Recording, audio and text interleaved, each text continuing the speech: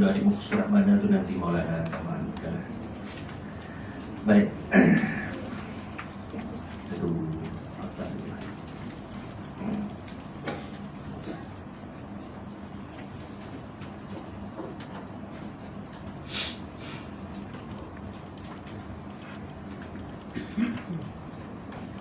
kalau apa macam tak cukup nota.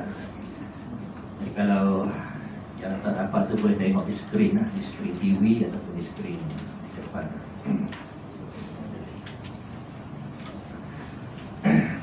Baik, InsyaAllah tanpa melengahkan majlis menjemput Maulana untuk meneruskan kuliah pada pagi ini di masjid.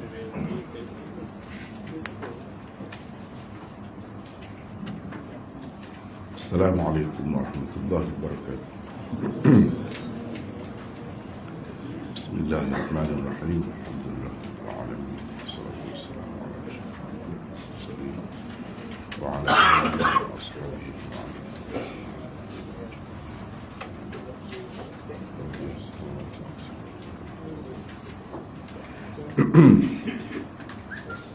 Alhamdulillah pagi ini kita dapat bersama lagi setelah sekian lama tak ada.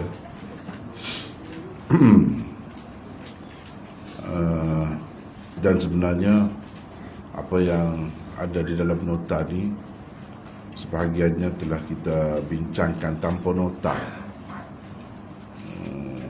Tak saja dua kali ya. Dua kali.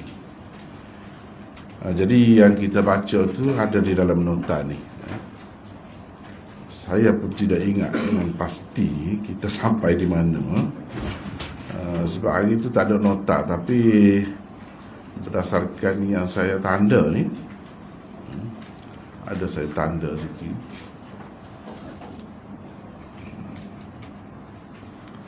Dia sini. Hadis 732. Tanda tu. Wallahu a'lam. Saya tidak ingat dengan pasti. Mana sampai ke sini lah. Ini yang belum kita baca lagi. Ingat ke tidak? Betul ke tidak tu? Jadi di sini Abul Yaman, maknanya di bawah bab yang pertama dalam nota ni lah. Bab yang pertamanya, kalau kita perhatikan, di sini panjang juga nota tu. Mungkinlah kita hari tu tak sempat baca satu pun hadis di bawah bab ni, duduk bincang tentang tajuk bab.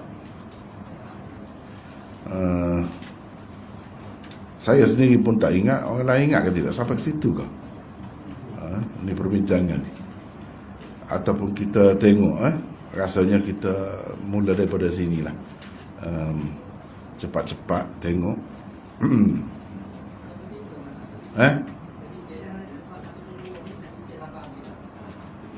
82 ni siapa habis dah?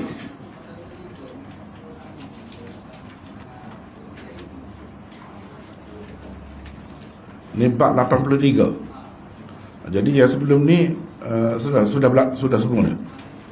Oh, tak apa. Baguslah ingat. Jadi kita hari ni akan baca di sini mana-mana yang tak sempat dengan puas hatilah dengan bab yang lepas, sila lihat rakaman. Dan sekarang ni dah ada nota, boleh rujuk situ. Boleh rujuk situlah. Baiklah. Ini bab ke-83. Sebelum ini kita telah bincangkan bab 82 dengan panjang lebar lah. Daripada sini bab ini bermula. Lepas ni 2-3 bab selepas ni lebih kurang berkenaan dengan perkara yang sama. Jadi perlu diperjelaskan terlebih dahulu secara ringkas tentang bab yang ni, yang pertama dalam nota ni lah. Sebab ada kaitan dan dia bab-bab selepas ni bermula dengan bab ni lah, bab ke-82. Bab ke-82, kewajiban bertakbir ketika memulai solat. Kewajipan bertakbir maksudnya takbiratul ihram. Mula-mula nak solat tu kita Allahu Akbar. Itu takbiratul ihram, kewajiban bertakbir ketika memulai solat. Ketika memulakan solat, dia start situ. Dan kita telah bincang panjang di sini. Tengoklah berapa muka surat ni. Daripada 1235 sampai sini. Banyak rupanya sudah baca semua ya. Ni sampai 1245. Banyak lah, panjang. Panjang tu. Itu telah kita bincangkan sebelum ni. Jadi bab 83 ni masih lagi berkenaan dengan angkat tangan. Kewajiban bertakbiratul ihram ketika memulai salat. Takbiratul ihram tu ucapkan Allahu Akbar. Itu mengikut Imam Bukhari wajib. Pendapat-pendapat lain telah kita bincangkan sebelum ni. Sila lihat di dalam nota ni lah. Tapi bagi Imam Bukhari ia adalah wajib. Ucapan tu, bukan angkat tangan. Bukan angkat tangan. Tetapi ada kan angkat tangan tu. Angkat tangan tu apa hukumnya?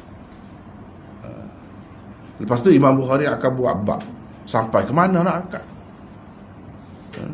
Sini, sini, sini, atau lebih lagi ke macam mana? Dia ada bab yang berasingan, tapi berkenaan dengan angkat tangan. Seterusnya angkat tangan ni dalam solat tu ketika takbiratul ihram sahaja ke, atau ada lagi pada tempat-tempat yang lain? Dia akan adakan bab yang berasingan. Tetapi angkat tangan ni bermula dengan takbiratul ihram. Mula-mula ni bab 82 tadi. Di situ kita dah bincangkan. Ada yang kata wajib, ada yang kata sunat sahaja. Macam-macam di situ. Hari ini insya-Allah kita akan bincangkan bab 83. Terlebih dahulu saya baca lah. Kemudian baru kita bincangkan insya-Allah. Bab raf'il yadain fi at-takbiratil ula ma'al iftitah sawa'an. Bab 83, mengangkat kedua belah tangan pada takbir pertama. Takbir pertama itu maksudnya takbiratul ihram, bersamaan dengan memulakan salat, bersamaan dengan permulaan salat. Jadi angkat tangan tu bila? Sekali. Dengan kita memulakan salat dengan apa? Dengan ucapkan Allahu Akbar. Jadi sekali Allahu Akbar, sekali serentak. Nanti kita akan bincangkan dengan lebih detail lagi.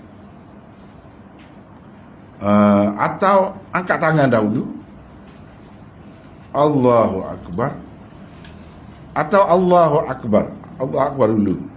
Macam mana? Bagi Imam Bukhari mana yang terbaik? Sebab kita tengok orang angkat tangan ni kan macam-macam kan. Jadi di mana puncanya, asasnya? Kalau kita perhatikan dia ada di dalam hadis-hadis, ada di dalam hadis-hadis. Kita ada nota di sini 1605 ya. 1605. Maksudnya ialah mengangkat kedua belah tangan ketika bertakbiratul ihram itu adalah serentak atau bersama-sama dengan permulaan ucapan takbiratul ihram itu sendiri. Jadi masa mana nak angkat tangan itu? Ketika mula-mula lah. Ketika mula-mula mengucapkan takbiratul ihram. Sekejap.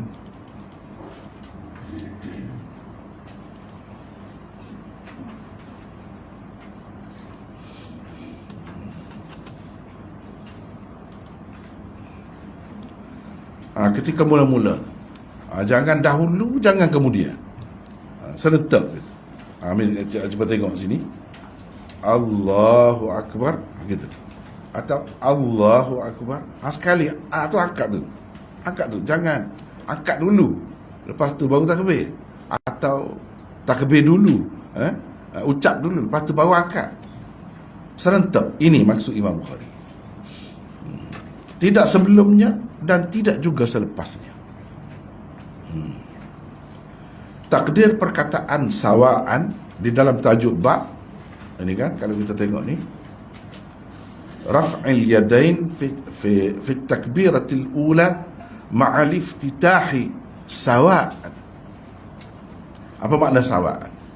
Jadi angkat kedua belah tangan ketika takbir yang pertama tu, maksudnya takbiratul ihram bersama, serentak dengan permulaan ucapan takbir itu.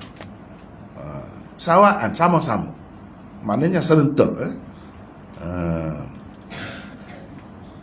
Baik. Jadi takdir sawaan tu apa maknanya? Kalau kita tengok di dalam syarah Sahih Bukhari ini, maksudnya ay hala kauni raf'il yadain ma'al iftitah mutasawiyain. Itu maksudnya. Kalau dalam bahasa Arab gitulah. Maksudnya dalam keadaan mengangkat kedua belah tangan itu di samping atau serentak dengan memulakan solat sama-sama gitu. Itu maksudnya kalau dalam bahasa Arab. Kata Syah Waliullah, berhubung dengan tajuk bab ini, ada kata-kata Syah Waliullah. Seperti biasalah, kita maklum dah, saya dah tunjuk dah sebelum ni berapa kali dah. Kalau Syah Waliullah tu dia ada kitabnya Al-Abwa' wa Tarajim. Itulah, di situlah orang ambil di situ.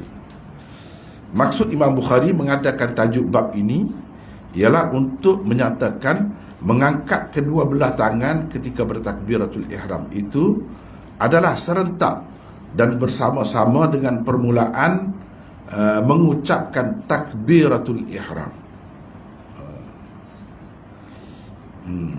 Tidak terlebih dahulu daripadanya dan tidak juga terkemudian daripadanya. Jadi Allahu Akbar, letak, bukan letak dah baru tak habis lagi, atau sebaliknya. Betul-betul sama, mula hujung pun sama dengan ra tu, akbar tu.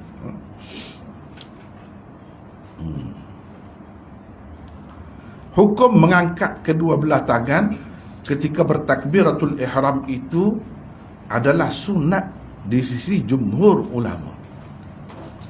Takbiratul ihram tu wajib. Walaupun kita dah bincang dah, ada yang kata sunat, tapi yang kuatnya wajib. Angkat tangan itu sunat, tak angkat pun tak apa. Allahu Akbar tu boleh, sah. Tapi di sana ada perbincangan lagi lah. Ada perbincangan juga. Yang ada yang kata sampai fardu, tak sah sembahyang kalau tak angkat. Jadi untuk meraih pendapat tu, walaupun kita pegang, katakanlah kita faham sunat, angkatlah juga. Gitu. Kena jagalah pendapat tu. Tapi kalau tak angkat pun solat itu sah. Sah. Itu kata Syah Waliullah. Dengan mengadakan tajuk bab ini, Imam Bukhari mahu mengisyaratkan kepada dua masalah khilafiyah yang masyhur di kalangan ulama. Cuba tengok, Imam Bukhari dia buat tajuk gitu lah. Tapi bila kita bahas, pergi dalam, dalam, jauh perginya. Sebenarnya dia nak isyarat kepada dua masalah khilafiyah, masalah khilaf di kalangan ulama. Pertama, berkenaan dengan masalah mengangkat kedua belah tangan ketika memulakan salat. Beliau telah mengisyaratkan kepadanya menerusi bahagian pertama tajuk bab, iaitu raf'il yadain fit takbiratil ula. Mengangkat kedua belah tangan pada takbir yang pertama. Maksudnya takbiratul ihram lah. Ini bila kita belajar Sahih Bukhari kan, kita bertemu dengan tajuk ni, kita sepatutnya kena bagi tajuk ni ada berapa bahagian dia. Kalau kita nak analisa lah, gitu caranya. Dia tidak seperti kitab-kitab lain. Kadang-kadang kita tak itu sangat lah, tak perlu mendalami sangat. Tapi kalau Bukhari jangan.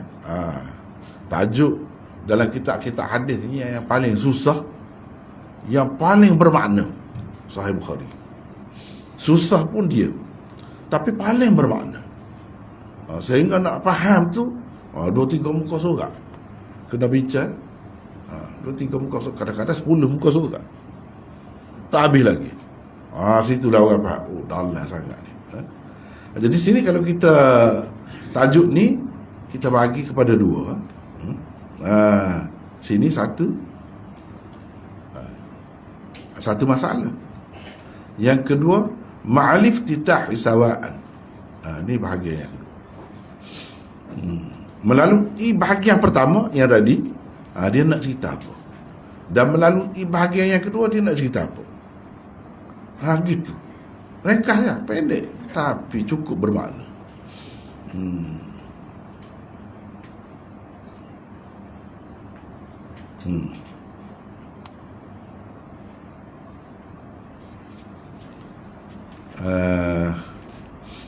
Pertama, berkenaan dengan masalah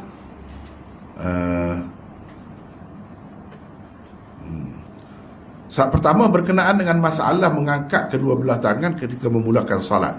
Beliau telah mengisyaratkan kepadanya menerusi bahagian pertama tajuk bab. Tadi itu tajuk bab lah tu, iaitu raf'il yadain fit takbiratil ula. Walaupun mengangkat tangan ketika memulakan salat itu menurut jumhur ulama adalah suatu yang diijma' tentang ia memang disyariatkan, yakni masyru'iyahnya, tentang masyru'iyahnya. Kalau dalam bahasa Arab kita kata begitulah. Namun masih terdapat khilaf di kalangan ulama tentang hukumnya. Dari segi disyariatkan itu memang semua ijma'. Angkat tangan tu ada, semua terima, ijma'. Cuma hukum dia, menurut jumhur ulama suatu yang diijma'kan, namun masih terdapat khilaf tentang hukumnya. Apa hukumnya? Wajib ke? Fardu ke? Sunat ke? Harus ke? Macam mana? Ibnul Munzir dan lain-lain adalah tokoh ulama yang telah menukilkan ia adalah salah satu perkara yang diijma'kan. Ini termasuk dalam perkara ijma' juga. Walaupun ada lah, tapi sikit-sikit lah. Kalau kata ijma' tu banyak, begitulah. Ada yang tidak setuju, tak apalah itu tu. Tapi secara umumnya begitu. Bukan Ibnul Munzir sahaja yang sebut begitu, Imam Nawawi dan lain-lain pun sebut begitu. Jumhur ulama berpendapat, ini dari segi hukum, dari segi hukum terima dah ada tu, tapi hukumnya berbeza-beza pada pandangan masing-masing. Jumhur ulama berpendapat mengangkat tangan ketika memulakan solat itu sunat hukumnya. Seperti Syah Waliullah kata tadi, sunat. Itu jumhur ulama. Bermakna Imam Bukhari ni sependapatlah dengan jumhur ulama. Dia tidak menyalahi jumhur ulama dalam masalah ni. Dia nak cerita tu. Sementara Ibnu Hazm dan sekumpulan ulama pula berpendapat ia adalah fardu. Mana sembahyang tak sah, seperti tak baca Fatihah lah, begitu. Al-Humaidi ni guru Imam Bukhari. hadis mula-mula sekali dalam Sahih Bukhari, Humaidi. Imam Bukhari ambil daripada dia. Daud Az-Zahiri, Ibnu Khuzaimah, pengarang Sahih Ibnu Khuzaimah, Ahmad bin Sayyar Al-Barwazi dan lain-lain pula dinukilkan berpendapat ia wajib. Jadi ada yang kata fardu, ada yang kata wajib. Lain. Fardu dengan wajib ni lain. Wajib ni rendah sikit daripada fardu. Fardu tu yang menepati rukun, menepati sama dengan rukun lah. Kalau wajib ni tidak sampai ke peringkat tu. Kata Ibnu Abdul Bar, semua orang yang dinukilkan berpendapat wajib itu tidak mengatakan sembahyang tidak sah tanpanya. Mana-mana yang kata wajib tu, kalau kita tidak buatlah begitu, sah. Tidaklah sampai kata tak sah. Tapi yang kata fardu tu memang tak sah. Memang tak sah. Walaupun jumhur ulama mengatakan sunat. Sunat. Maknanya kalau buat boleh pahala, kalau tak buat tak berdosa. Gitulah sunat tu. Boleh pahala, dapat sunnah.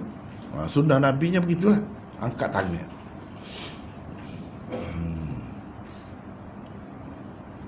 Kecuali apa yang diriwayatkan daripada Al-Auza'i dan Humaidi, mana mereka berdua ni kata sahabat tak sah sembahyang. Sahabat tak sah sembahyang. Tapi yang lain-lain tu yang kata wajib tu tidaklah sampai gitu. Dan itu adalah pendapat yang ganjil dan salah. Ini mengikut Ibnu Abdul Bar. Mengikut Ibnu Abdul Bar.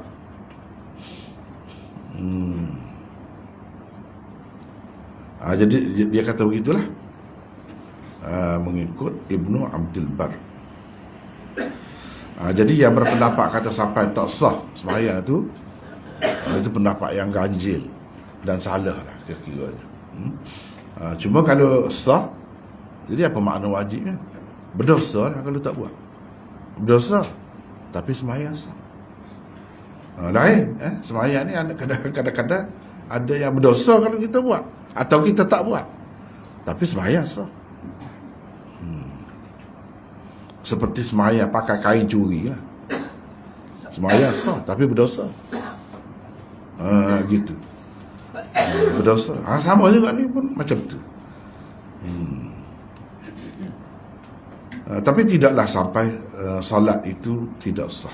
Tapi bagi orang yang mengatakan fardu, ia memang tak sah. Memang tak sah langsung. Ada juga yang berpendapat ia elok sahaja, mustahab. Comel kalau buat comel, cantik. Gitu. Itulah pendapat ramai ulama Malikiyah. Ulama-ulama yang mengikut mazhab Malik, tokoh-tokoh dalam mazhab Malik kata begitulah. Mustahab. Mustahab ni rendah lagi daripada sunat. Sunat tu lebih tinggi lagi kedudukannya. Sebagaimana disebutkan oleh Al-Baji. Al-Baji ni salah seorang pensyarah kepada Muwatta Imam Malik, namanya Al-Muntaqa. Al-Baji. Al-Lakhmi bahkan menukil bahawa itu adalah salah satu pendapat Malik sendiri. Pendapat Imam Malik sendiri adalah mustahab. Angkat tangan tu. Bukan takbir. Takbir lain. Ucap tu takbir tu. Itu yang kita bincang sebelum ni. Takbiratul ihram tu. Itu bagi Imam Bukhari dia kata wajib. Dan kebanyakan ulama mengatakan wajib. Jadi ini kata Al-Lakhmi, ini tokoh-tokoh dalam mazhab Malik. Begitulah kalau kita belajar hadis ni kan, dalam syarah dia tu kita akan bertemu dengan ulama berbagai-bagai aliran. Kita bukan belajar fiqh Syafi'i ni, kita belajar seorang tokoh yang kitabnya menjadi rujukan semua pihak. Imam Bukhari, orang mazhab Malik pun ada syarah kitab dia Bukhari ni, iaitu Ibnu Battal. Syarah Ibnu itu orang Maliki. Orang Syafi'i pun ada syarah kitabnya. Hafiz Ibnu Hajar itu Syafi'i. Hafiz Ibnu Hajar. Orang Hanafi pun ada syarah juga. Hanafi. Umdatul Qari itu Al-Aini. Syarah Bukhari orang Hanafi. Mazhab Ahmad pun ada. Bahkan terkemudian lah kita kata. Syekh Uthaymin di Arab Saudi, itu tokoh Arab Saudi tu. Dia pun ada syarah. Jadi macam-macam ada. Orang yang tak ada mazhab. Nawab Siddiq Hasan Khan, dia pun ada tulis. Jadi semua jadi rujukan semua Bukhari ni. Dengan sebab itu, apabila bincang ni semua bincang. Jadi kita boleh ambil pendapat tu, pendapat ni. Semua ni ulama kita. Jangan ingat Syafi'i saja ulama kita. Silap tu. Silap tu. Bahkan saya sebenarnya lah lebih setuju cara Perlis. Dia awal lagi 4 mazhab selalu. Itu pertama.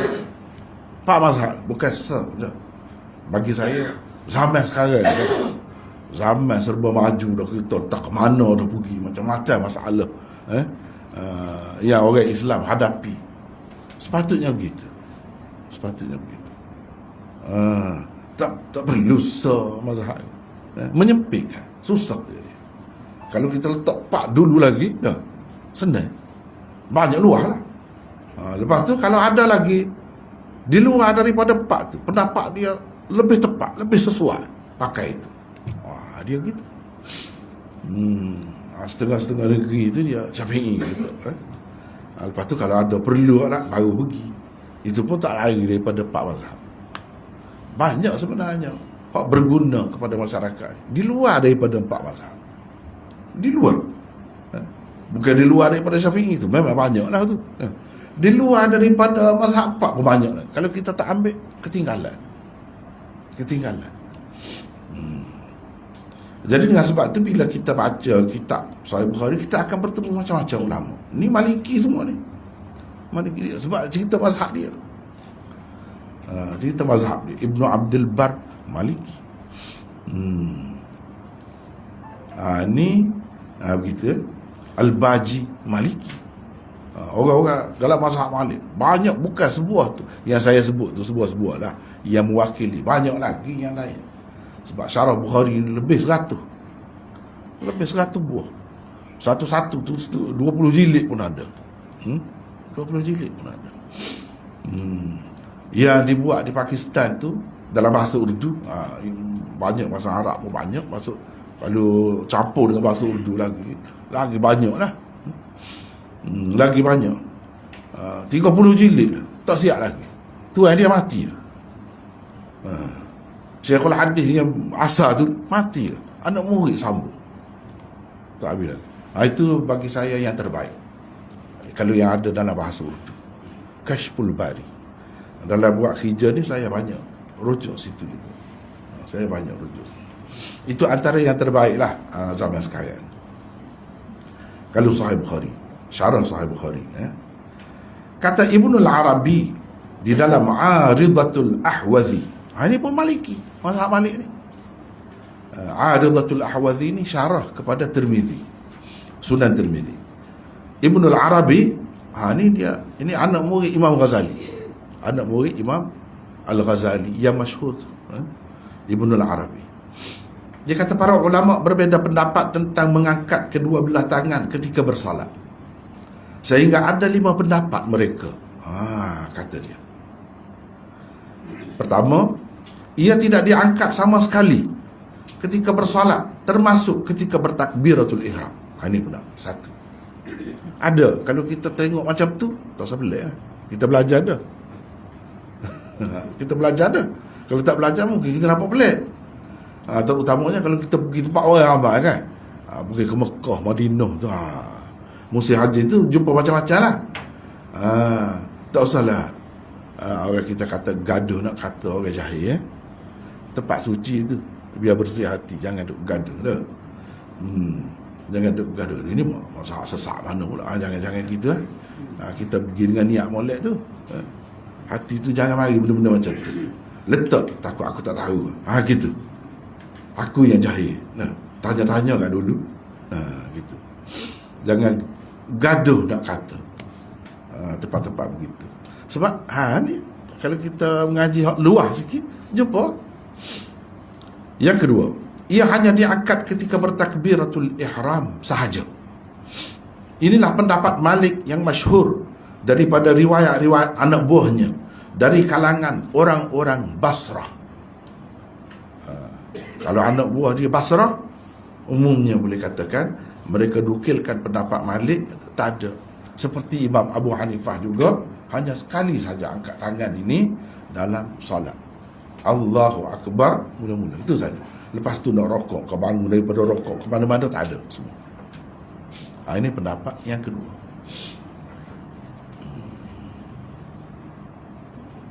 Yang ketiga, ia diangkat ketika takbiratul ihram dan ketika hendak rukuk. Sahaja. Takbiratul ihram ketika hendak rukuk. Dua. Yang keempat, ia diangkat ketika takbiratul ihram ketika hendak rukuk dan juga ketika bangun, yakni mengangkat kepala dari rukuk. Jadi tiga ada. Takbiratul ihram ketika hendak rukuk, ketika daripada rokok tu nak iktidal tu, sambil-sambil bangun tu, itu angkat tangan. Yang kelima, ketika bangun daripada rakaat kedua solat untuk ke rakaat ketiga. Kalau sembahyang lebih daripada 2 rakaat lah. Kalau sembahyang 2 rakaat tak timbul lah ni, tak ada lah ni. Kalau sembahyang 3 rakaat ke seperti maghrib, atau 4 rakaat ke seperti isyak dan lain-lain, bila bertahiyat tu, selesai tu bangun nak pergi rakaat ketiga tu, Allahu Akbar, akad. Lepas tu baru dakat qiyam, baru baca lah Fatihah. Gitu. Maknanya ada 4 lah. 4. Yang ni kata ada 40. Selain daripada tempat-tempat yang tersebut sebelum ini, maknanya campur dengan ni 4 lah. Dan inilah yang diriwayatkan oleh Ibnu Wahab daripada Malik. Pendapat Malik pun ada begini. Itu diriwayatkan oleh muridnya Ibnu Wahab. Maknanya takbiratul ihram ketika nak rukuk, ketika angkat kepala daripada rokok nak pergi iktidal, dan ketika bangun daripada rakaat yang kedua selepas tahiyat. Dan ini juga sebenarnya adalah pendapat ulama-ulama Syafi'i kemudian, bukan Imam Syafi'i yang bangun daripada rakaat kedua tu. Imam Syafi'i dalam Al-Um 3 saja. Yang tadilah takbiratul ihram ketika nak rokok, ketika angkat kepala daripada rokok, itu saja Imam Syafi'i sendiri sebut. Tapi orang-orang kemudian, tokoh-tokoh dalam mazhab Syafi'i terima satu lagi seperti inilah, iaitu nak bangun daripada rakaat kedua setelah bertahiyat tu, ada angkat tangan. Dan ini pendapat Imam Malik berdasarkan riwayat muridnya Ibnu Wahab, yang kata tadi satu saja Imam Malik angkat ketika takbiratul ihram, itu berdasarkan riwayat Ibnul Qasim di dalam Al-Mudawwanatul Kubra.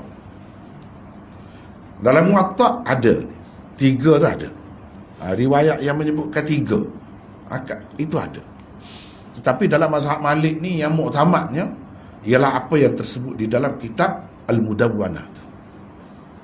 Yang tersebut di dalam kitab Al-Mudawwanah. Sebab itu umumnya orang mazhab Malik angkat sekali, sebab dia pakai Ibnul Qasim tu. Padahal Ibnu Wahab ni sama seperti Imam Bukhari, sama seperti apa namanya, orang-orang Syafi'i. Kita kena kata gitu, bukan Syafi'i lain, Syafi'iyah lain. Sebahagian besar daripada Syafi'iyah terima yang keempat tadi. Imam Malik pun berdasarkan riwayat Ibnu Wahab terima keempat-empatnya. Terima. Tapi dalam Muwatta ada yang 3 tadi. 3. Jadi ada beberapa lah maknanya riwayat daripada Imam Malik. Ada yang kata dia diterima satu saja takbir. Ada yang kata dia diterima 3. Ada yang kata dia terima 4. Angkat tangan tu dalam solat. Jadi ada macam-macam. Tapi kalau Imam Abu Hanifah memang tak, satu yang pendapat dia. Mula-mula saja, lepas tu tak ada dah. Lepas tu kalau kita tengok nanti kita bincang ni, kita akan bertemu lah hadis-hadisnya. Ada macam mana pula? Macam mana Imam Abu Hanifah tak pakai tu? Dia ada hadis lain. Gitu. Dia ada hadis lain. Bukan tak ada hadis, ada. Cuma Imam Bukhari tak mahu pakai cara dia tu. Sebab apa? Bagi Imam Bukhari ni kuat ni. Yang sebut 3 ni, bahkan 4 tu kuat. Ada hadis yang kuat. Yang kata angkat tangan sekali tu tidak setinggi, tidak setara dengan hadis-hadis ni. Walaupun sahih, tapi tidak sesahih yang tersebut di dalam Sahih Bukhari. Sebab itu mereka kata yang lain-lain yang semua ni semua mansukh semua. Semua mansukh. Jadi yang ada hanya ketika mula-mula saja. Yang lain-lain mansukh. Sebab kalau nak pakai, nak kira angkat tangan ni bukan yang Ibn al-Arabi sebut 5 saja sebenarnya. Ni yang dia sebut ni dalam ahli sunnah. Kalau pergi keluar lagi, Syiah setiap kali tunduk, setiap kali bangun, semua ada, semua angkat tangan. Faham nak pakai kau? Lepas tu sahih juga. Kalau sahih, kamu tak mahu pakai, kenapa? Dia tanya. Jawabnya, orang-orang yang terima angkat tangan pada beberapa tempat tadi, dia kata yang selain daripada yang tersebut itu, kalau ada pun dan sahih pun mansukh. Mereka kata begitu. Imam Abu Hanifah kata, kenapa yang tu saja mansukhnya? Mansukh semua. Tinggal satu. Buat mula-mula. Dia kata. Kalau itu, kamu tak boleh kata apa kepada orang yang kata begitu. Kamu pun sepatutnya jangan kata apalah kepada kami. Kami kata mansukh juga. Dia kata, mereka kata begitulah. Jadi Imam Abu Hanifah jelas satu saja. Allahu Akbar mula-mula. Lepas tu tak angkat. Dia ada beberapa hadis pegangan nanti kita akan bincangkan, akan datang. Nanti kita akan bincangkan, akan datang. Banyak ni pun. Jadi begitulah. Melalui bahagian pertama tajuk bab ini, bahagian pertama tajuk bab tu kita bagi 2. Bahagian pertama, bahagian kedua. Bahagian pertama tajuk bab ini, Imam Bukhari secara isyarat mahu menyokong pendapat jumhur ulama dan menolak pendapat-pendapat yang lain. Itu maksudnya. Jadi pendapat jumhur ulama apa? Sunat. Sunat. Bab raf'il yadain fi takbiratil ula. Dia sebut ini. Angkat kedua tangan pada takbir yang pertama. Itu mengikut jumhur ulama sunat. Imam Bukhari pun kata begitu. Dan memang ada. Yang paling kuat sekali angkat tangan ni dalam banyak-banyak takbiratul ihram. Takbiratul ihram pun tidak wajib. Usahakan yang lain-lain. Angkat tangan tu bukan takbiratul ihram tu sendiri. Jadi angkat tangan tu yang paling kuat, paling tinggi kedudukannya ketika takbiratul ihram. Itu pun sunat mengikut jumhur ulama. Ucapan tu sendiri lain. Ucapan tu lain. Ucapan tu kita dah bincangkan sebelum ni. Baik.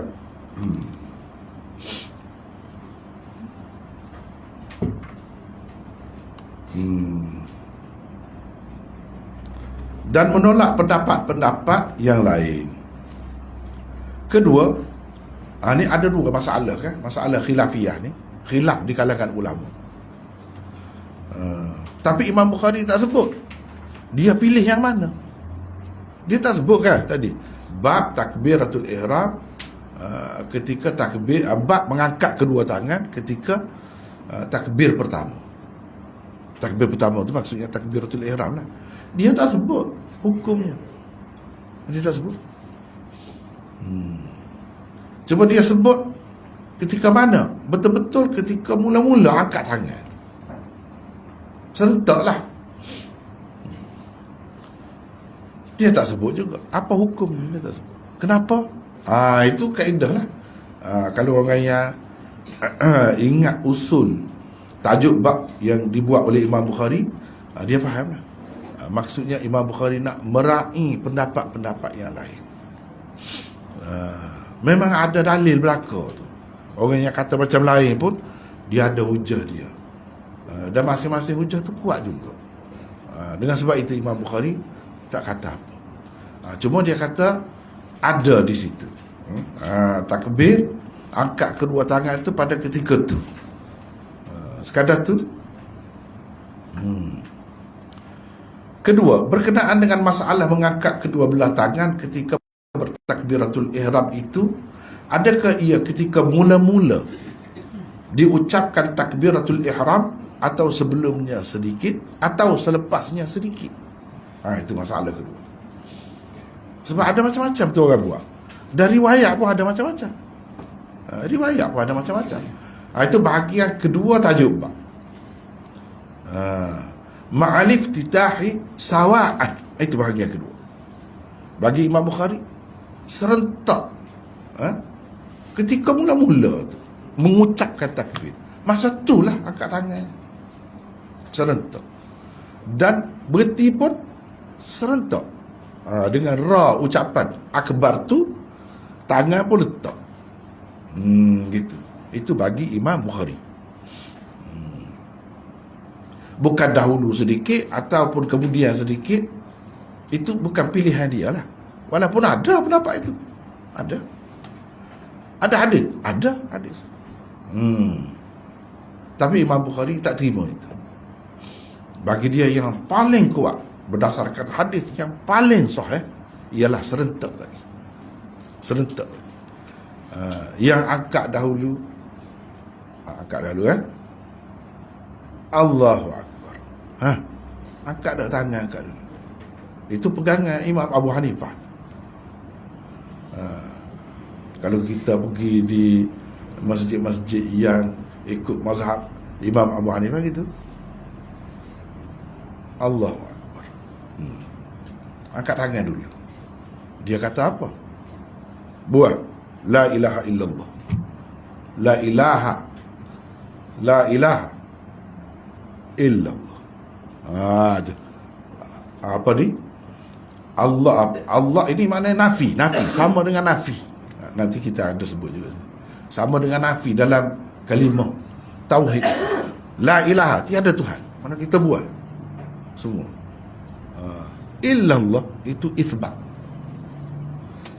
Jadi buat Allahu Akbar, yang adanya Allah Akbar, yang lain tak ada. Kita buat dahulu kan. Kalau kamu mengucap tu dapat di dalam kalimah thayyibah ataupun kalimah tauhid tu, la ilaha illallah tu, dia ada dua bahagian kan. Bahagian nafi, tiada Tuhan melainkan Allah. Itu itsbat. Jadi itu isyarat kau tu. Masalah angkat ni apa makna dia? Itu pun macam-macam pendapat pula. Mengikut mereka itu maknanya. Itu makna. Angkat makna buang semua.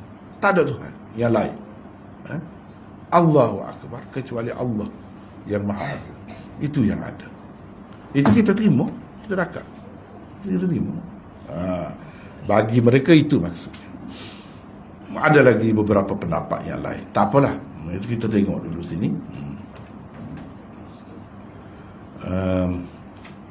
Bagi Imam Syafi'i, dia kata angkat tangan untuk ta'zim, untuk mengagungkan Allah.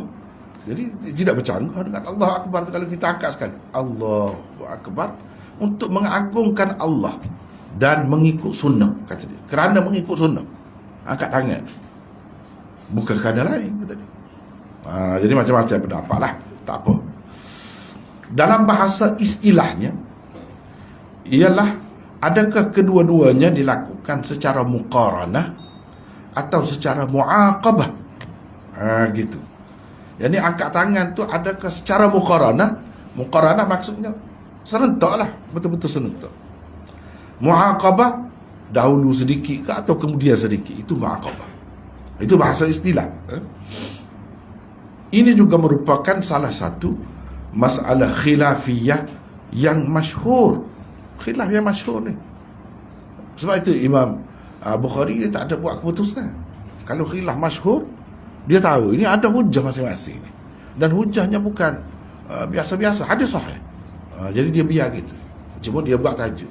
Dia tak akan buat keputusan. Kalau dia ada buat keputusan, itu makna bagi dia, kalau orang ada hujah, berhujah tu tak ada nilai lah. Ini lebih kuat lah. Ini kuat sangat. Dia akan nyatakan. Misalnya bab akan datang, tak ada lah dalam nota ni.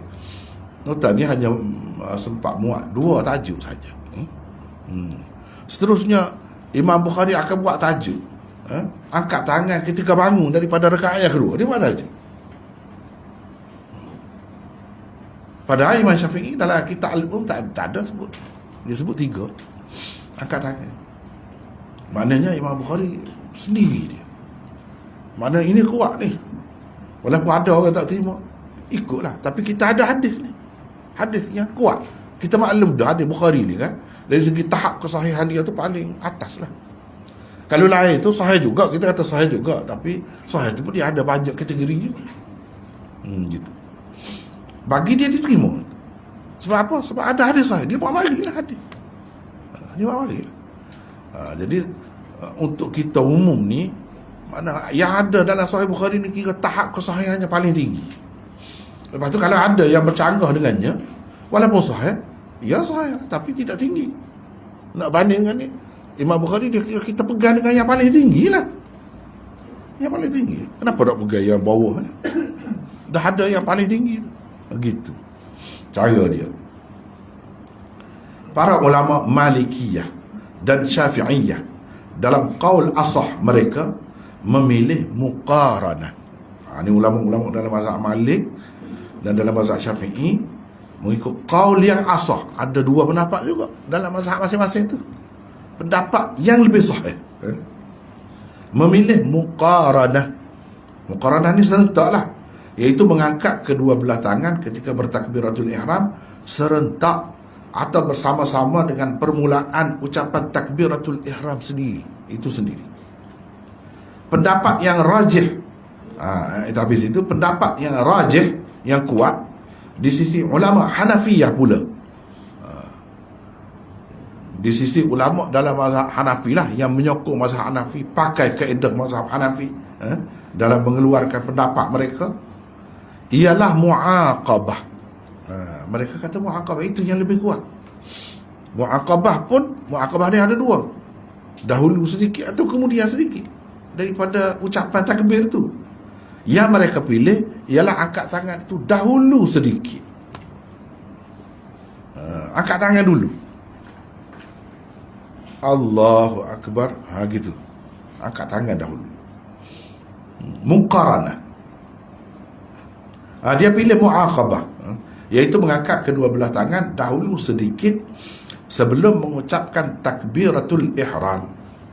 Ini menunjukkan ketiga-tiga imam besar mazhab, Abu Hanifah, Malik dan Syafi'i, mempunyai 2 pandangan dalam masalah ini.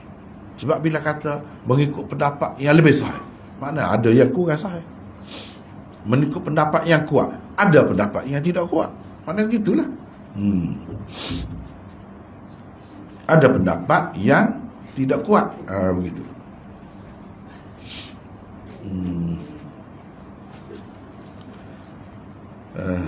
Pendapat Hanabilah, pendapat Hanabilah, ulama-ulama dalam mazhab Hambali, dalam mazhab Ahmad bin Hanbal, yang dinukilkan oleh Ibnu Qudamah di dalam Al-Mughninya, ialah muqaranah sahaja. Jadi kalau betul-betul nak satu saja, ini ulama dalam mazhab Hambali atau kita panggil Hanabilah, mereka kata muqaranah itu satu saja. Tak ada pilihan, tak ada kata ini lebih baik, ini kurang baik sikit. Baik juga tapi kurang baik. Tak ada. Mereka terima muqaranah sahaja. Begitu. Muqaranah ni kita dah tahu dah tadilah.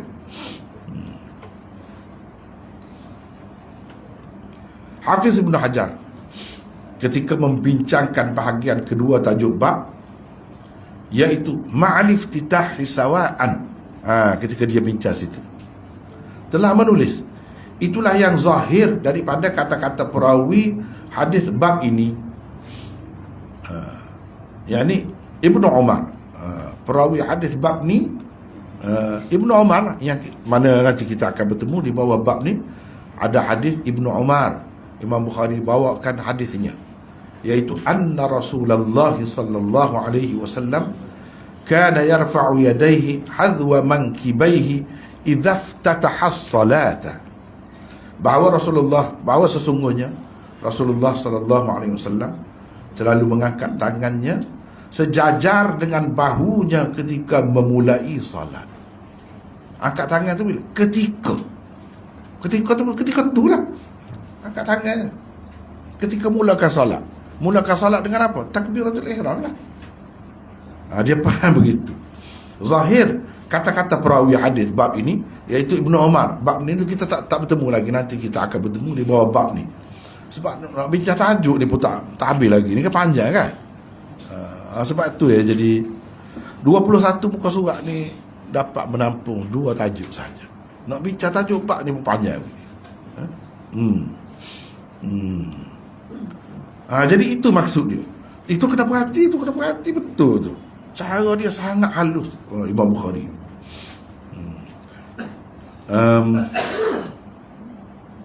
Ma'alif titah sawa'an. Yang zahir daripada kata-kata perawi, bila dia meriwayatkan ni. Apa makna dia? Muqaranah lah itu. Itu menunjukkan muqaranah lah tu. Ulama faham muqaranah tu daripada hadis ni lah, hadis Ibnu Umar di bawah bab ni. Nanti Imam Bukhari akan kemukakan. Di dalam riwayat Syu'aib di bawah bab ke-85 nanti. Di bawah bab ke-85 nanti, riwayat Syu'aib yang daripada Az-Zuhri tersebut dengan jelas, farafa'a yadayhi hina yukabbiru. Baginda mengangkat kedua tangannya ketika bertakbir. Ketika tu angkat tu, jelas menunjukkan muqaranah. Jadi hadis-hadis ni menunjukkan muqaranah. Muqaranah apa? Bersama-sama, serentak angkat tangan itu dengan takbiratul ihram. Gitu. Semua ini adalah dalil muqaranah. Mendahulukan mengangkat tangan sebelum bertakbiratul ihram, atau sebaliknya juga ada hadis yang menunjukkannya. Imam Muslim meriwayatkan hadis bab ini daripada riwayat Ibnu Jurayj dan lain-lain daripada Ibnu Syihab. Jadi anak murid Ibnu Syihab ni, Az-Zuhri ni ramai. Jadi yang Ibnu Jurayj riwayatkan daripada Ibnu Syihab, iaitu dengan lafaz rafa'a yadayhi thumma kabbara. Baginda sallallahu alaihi wasallam mengangkat kedua belah tangannya, kemudian baru bertakbir. Angkat tangan dulu, lepas tu baru Allahu Akbar. Ini hadisnya. Hadis ini ada di dalam Sahih Muslim. Sahih juga. Imam Bukhari tak mahu tu. Sebab apa? Aku tak mahu terima.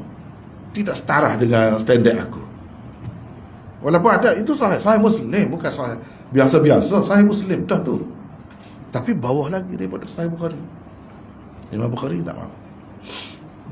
Sebab itu dia kata muqaranah. Ini tidak muqaranah, ini mu'aqabah.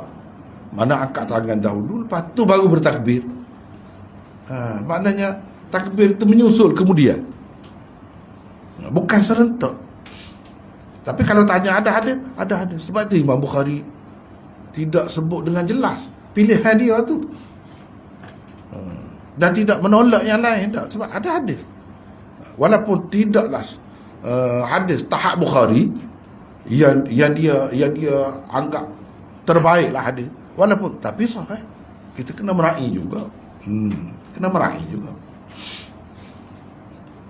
Di dalam hadis yang diriwayatkan oleh Muslim daripada Malik bin Al-Huwairith pula tersebut kabbara thumma rafa'a yadayhi, baginda bertakbiratul ihram kemudian baru mengangkat kedua belah tangannya. Sama juga. Sama juga. Jadi hadis-hadis ni tidak ada dalam Bukhari. Tidak ada. Imam Bukhari tak pilih yang tu. Sebab dia ada penilaian dia sendiri lah. Tapi dia tahu. Cuma dia tidak pilih. Yang rajih di sisi ashab kita,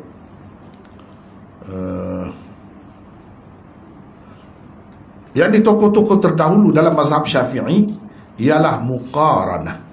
Muqaranah.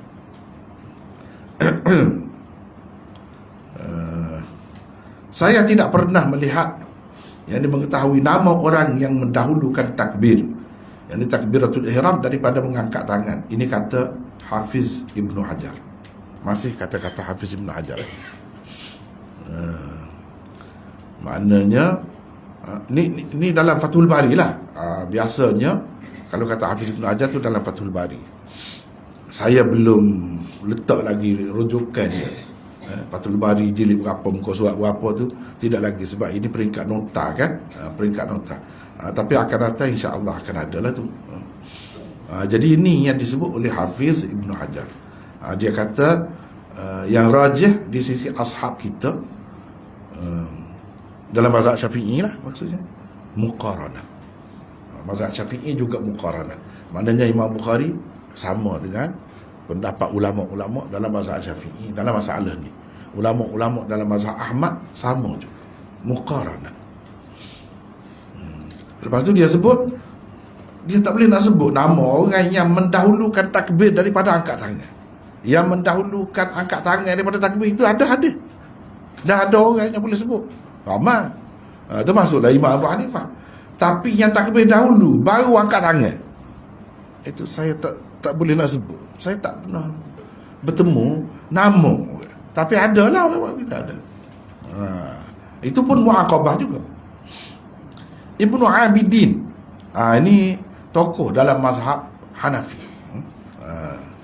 Ibnu Abidin juga ada menyebut pendapat ketiga ulama, yakni yang mengatakan takbir dahulu sebelum mengangkat tangan dalam masalah ini. Dia ada sebut Ibnu Abidin Asy-Syami. Ini seorang tokoh Hanafi yang sangat masyhur. Orang tak tinggal kitab dia kalau dalam fiqh Hanafi. Namanya Raddul Muhtar, syarah kepada kitab Ad-Durrul Mukhtar. Raddul Muhtar. Dalam tu lah. Itu kitab fiqh rujukan utama, antara rujukan utama lah. Dalam masalah, tetapi beliau juga tidak menyebut nama ulama yang berpendapat begitu. Dia sebut gitu ada, tapi siapa ulama tak ada sebut.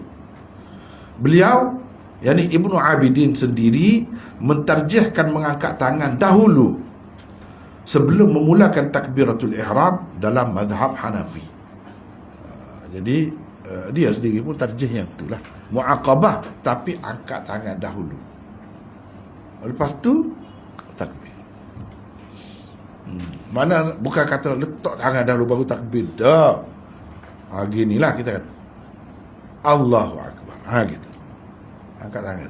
Angkat tangan tu tanpa sebut. Tidak sebut lagi. Itu maksud muaqabah dah tu.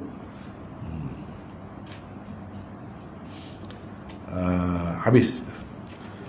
Ketika menguraikan maksud Bukhari dengan bahagian kedua tajuk bab, Maulana Rashid Ahmad Al-Ganguhi berkata dalam Lami'ud Darari begini. Ini Rashid Ahmad Ganguhi dalam Lami'ud Darari. Oh, ini tak terbaiki ya.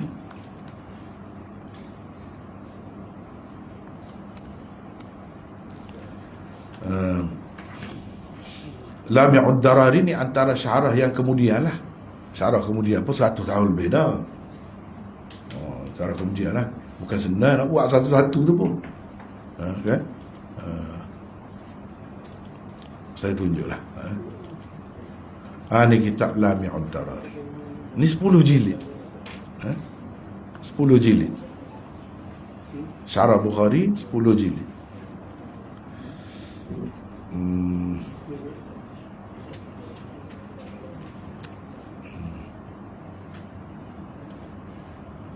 10 jilid itu.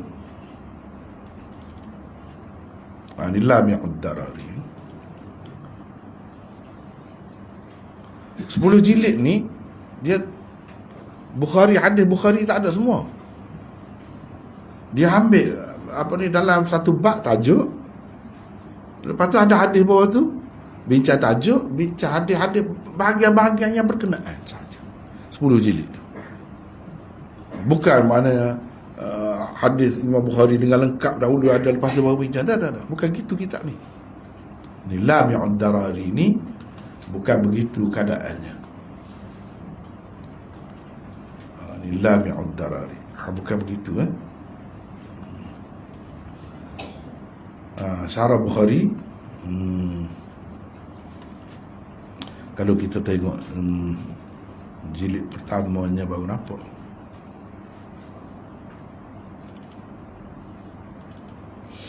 Baru nampak siapa pengarahnya. Ni Rashid Ahmad Ganguhi. Ifadat. Dia sebut ni Ifadat. Ifadat dia asalnya kitab ni syarah dia. Bukan ditulis sendiri. Itu cara ulama dulu menulis ni, dia macam-macam cara. Itu dia orang panggil ifadat. Ada ifadat, ada imla, macam-macam. Ni ifadat. Tu guru mengajar siapa ni?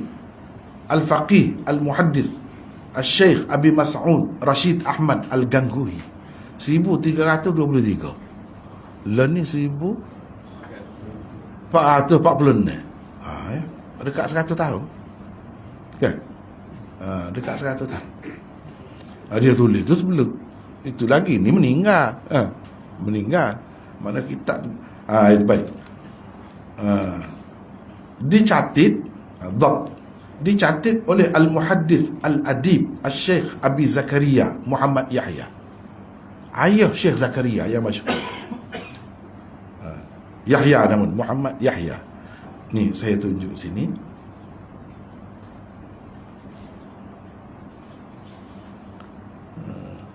Ni. Yang bahagian atas ni, atas garis ni. Itulah lam ya'ud darari yang asal. Kemudian dia syarah. Dia terjemah ke dalam bahasa Arab. Asalnya guru tu mengajar dalam bahasa Urdu, Rashid Ahmad Ganguhi itu. Macam kita mengajar sekarang dalam bahasa Melayu. Anak murid ni, ada anak murid apa jenis? Orang kata apa jenis lah. Dia terjemah semua guru dia tu ke dalam bahasa Arab. Barulah orang tahu, oh hebat. Ni syarah baru, ni banyak benda baru pula dia cerita. Yang di bawah ni banyak ni. Ini anak pula, anak kepada Muhammad Yahya tadi, Syekh Zakaria, yang orang panggil Syekhul Hadith. Kalau di benua kecil India tu, Syekhul Hadith Syekh Zakaria. Orang-orang tabligh baca fadail, kitab dia. Tapi beza kitab dia ni dengan tu lain. Baik. Itu kitab fadail banyak. yang ada dhaif banyak. Cerita-cerita, kisah-kisah yang orang tak boleh terima, pelik-pelik kan, ada juga. Tapi dalam kitab ni tak beza dia, tulisan dia. Kalau syarah hadis betul-betul Aujazul Masalik, memang ilmiah betul lah. Aujazul Masalik tu 17 jilid dia tulis. Syekh Zakaria. Jadi yang di bawah ni Syekh Zakaria. Lam ya'ud darari yang ada ni gitulah. Gini jadi 10 jilid. Jadi dia pilih-pilih, bukan syarah semua macam setengah-setengah kitab tu kan. Dia ada hadis lengkap, lepas tu baru bincang. Ni tak, dia pilih-pilih. Mana-mana yang diperlukan saja. Setengah-setengah tajuk tu tak ada pun. Dia begitu, tak ada syarah apa, tak ada. Bukan semua tajuk dibincang dengan hadis ni pun, tidak semua. Itu serba sedikit lah tentang lam ya'ud darari.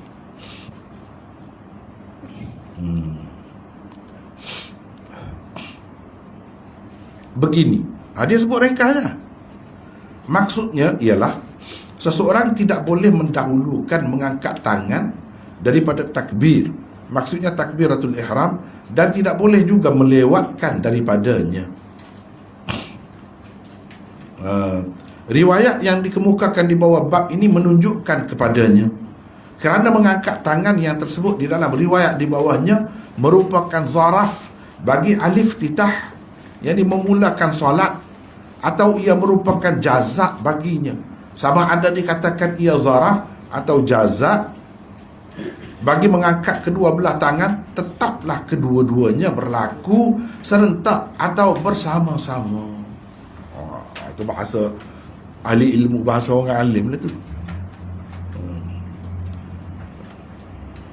Dia kata angkat tangan idza iftataha as-salat, gitu ya dalam hadis. Idza tu zaraf. Jadi angkat tangan tu berlaku bila memulakan salat. Memulakan salat dengan apa? Dengan takbiratul ihram lah.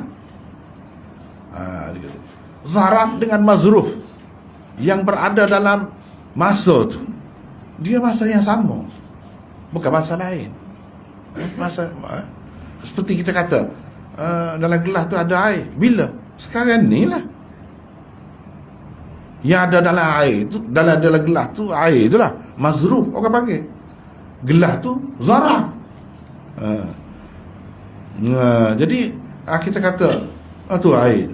Tu kita kata tiba-tiba gelas saja tak ada air, apa makna? Apa makna? Jadi bila kita kata air ada dalam gelas, memang ada. Bukan ada kemarin, bukan ada besok, sekarang. Ketika takbir itulah angkat tangan serentak. Imam Bukhari faham begitu. Yang ni dia bukan faham tanpa kaedah, tidak. Ni baik kita tengok kita tengok dalam Lami'ud Darari jilid 3 ni. Ni ni bukan.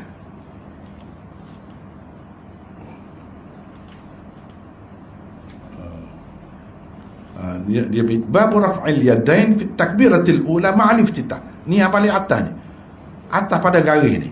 Inilah Lami'ud Darari. Apa Rashid Ahmad Gangkuhi kata? Cuba tengok. Ni yang bahagian atas yang saya terjemah tadi, bahagian atas ni ya. Memang yang dia kata Rashid Ahmad Gangkuhi. Cuma ini terjemahan ke dalam bahasa Arab, ditakrifkan oleh Muhammad Yahya, ayah kepada Syekh Zakaria. Dia kata la yuqaddamu ar-raf'u 'ala at-takbir, atau la yuqaddimu ar-raf'a. Mana kalau la yuqaddimu seseorang lah 'ala at-takbir wa la yuakhiruhu 'anhu.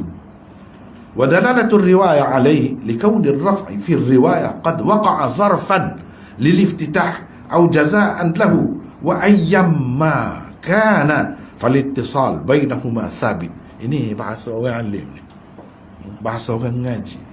Kalau tak ngaji tak faham. Apa jazak pula? Jazak tu apa? Jazak tu dalam jumlah syartiyah bila ada idza, jazak. Jazak. Dia ada jawab dia. Idza qumta qumtu. Kalau awak berdiri, saya berdiri. Kalau jika sekiranya andainya, itu orang panggil ayat syarat. Ayat syarat. Kalau mula dengan tu, dia mesti kena ada fi'il syarat dan jazak atau jawab syarat. Kalau awak berdiri itu orang panggil fi'il syarat. Saya ni boleh royak kan? Kalau kat bahasa Arab dia boleh royak sampai begitu kan? Pasal kita tahu kaedah. Tapi kalau Melayu nak kata apa saya serah kepada cikgu-cikgu lah. Ada sini ahli bahasa, dia panggil apa tu?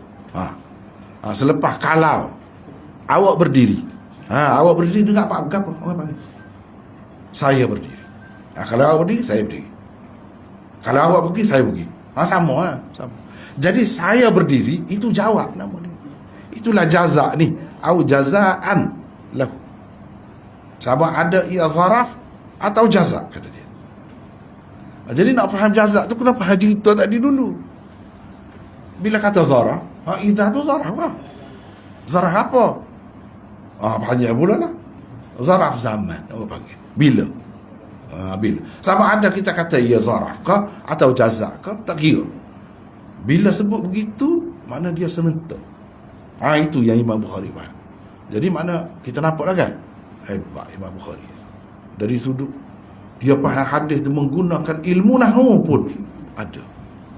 Itu berdasarkan ilmu nahwu lah tu, yang disebutkan oleh Rashid Ahmad Gangguhi tu. Imam Bukhari faham mana yang kata kena serentak tu, mana ada ni hadis. Sebab kita tak baca lagi hadis dia kan, duduk bincang tajuk bab baru ni.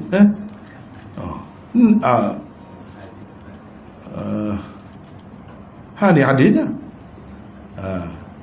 Ra'aitu Rasulullah sallallahu alaihi wasallam idza qama fi shalah rafa'a yadayhi hatta yakuna adwa mankibai. Ni hadis dia faham daripada sini ya. Nabi angkat kedua tangan itu bila ketika dia berdiri untuk bersembahyang. Ketika tu. Maksudnya ketika bertakbir lah. Sebab itu dia buat dalam tajuk itu takbir.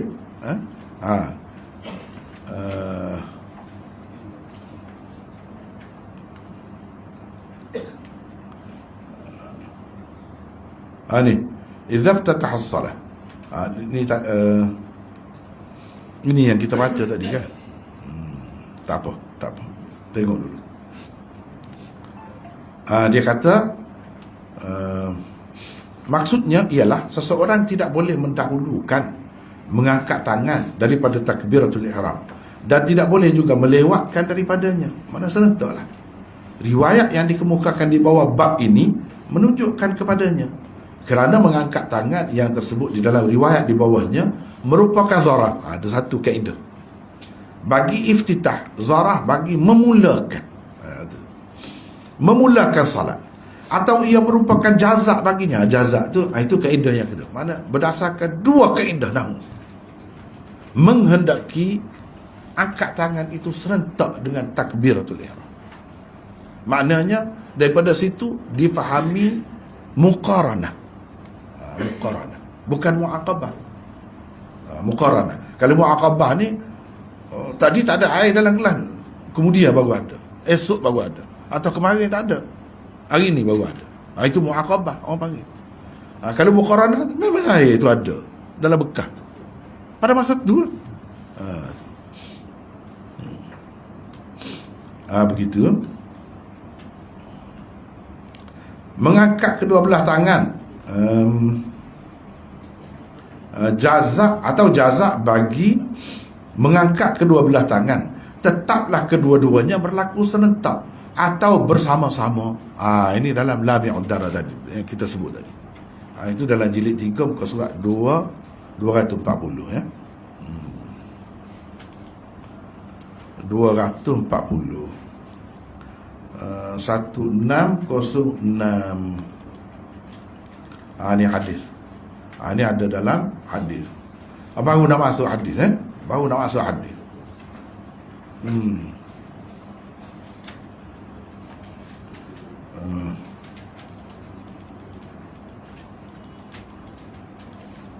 Bermakna ada tiga tajuk.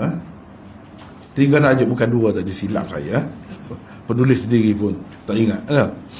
Ada tiga dalam nota ada tiga tajuk. Satu yang tajuk 82, 83, 84 ada. Jadi yang kita duduk bincang ni 83. Angkat tangan pada takbir pertama di samping atau serentak dengan iftitah. Serentak dengan iftitah. Itu nota yang pertama tentang tajuk bab. Kemudian baru kita pergi kepada hadis di bawahnya. Hadis di bawahnya Imam Bukhari beberapa kali di bawah bab selepas ni 84 pun hadis Ibnu Umar juga. Cumanya sanadnya berbeza sedikit lah di bawah tu. Baik, sekarang ni kita masa tu tengok masa nak pukul 9 dah, sekejap Jadi hadis 735, وبه قال حدثنا عبد الله بن مسلمة عن مالك عن ابن شهاب عن سالم بن عبد الله عن أبيه أن رسول الله صلى الله عليه وسلم كان يرفع يديه حذو منكبيه إذا افتتح الصلاة وإذا كبر للركوع وإذا رفع رأسه من الركوع رفعهما كذلك أيضا وقال سمع الله لمن حمده Rabbana walakal hamd wa kana la yaf'alu dhalika fi sujud. Susah ni nak bincang ni dah pasal panjang. Jadi maksudnya Imam Bukhari dengan sanadnya meriwayatkan daripada Ibni Umar, Abdullah bin Umar, bahawa Rasulullah sallallahu alaihi wasallam selalu mengangkat tangannya sejajar dengan bahunya ketika memulai salat. Ini ya. Sekarang ni. Bukan sini. Allah. Gitu. Ini orang panggil sejajar, sejutan. Tidak lebih daripada bahu. Allah. Gitu. Ya, Imam Bukhari faham begitu. Begitu juga dalam mazhab Syafi'i pun ada dua. Gini pun boleh, gini pun boleh. Maknanya jari atas ni atas telinga. Ibu jari ni. Tak perlulah dilekatkan kira-kira je. Gitulah maksudnya. Allahu Akbar. Jadi ada 2-3 cara. Itu pun Imam Bukhari buat tajuk bab yang berasingan. Sampai ke mana nak angkat tu, kata dia. Angkat tangan tu terima dah. Tapi sampai ke mana? Dah sama kau angkat tangan ketika takbir tu dengan angkat tangan ketika rukuk tu? Sama tinggi ke atau macam mana? Orang lelaki dengan perempuan ada beza ke tak ada beza? Itu dia bincang dalam tajuk selepas ni. Panjang cerita ni bab angkat tangan saja. Bab angkat tangan saja. Selalu mengangkat tangannya sejajar dengan bahunya ketika memulai salat. Jadi berdasarkan hadis ni, dah ada semua banyak ni. Jangan dipakai lah orang nak mudah Wahabi. Macam-macam dia. Apa takbir gini supaya Batman, kata dia. Ada orang kecek gitu, ustaz lah kecek gitu tu. Dia tak baca kitab Bukhari ni. Berapa kali, berapa tajuk Imam Bukhari buat. Ini maksudnya. Allahu Akbar. Sudah.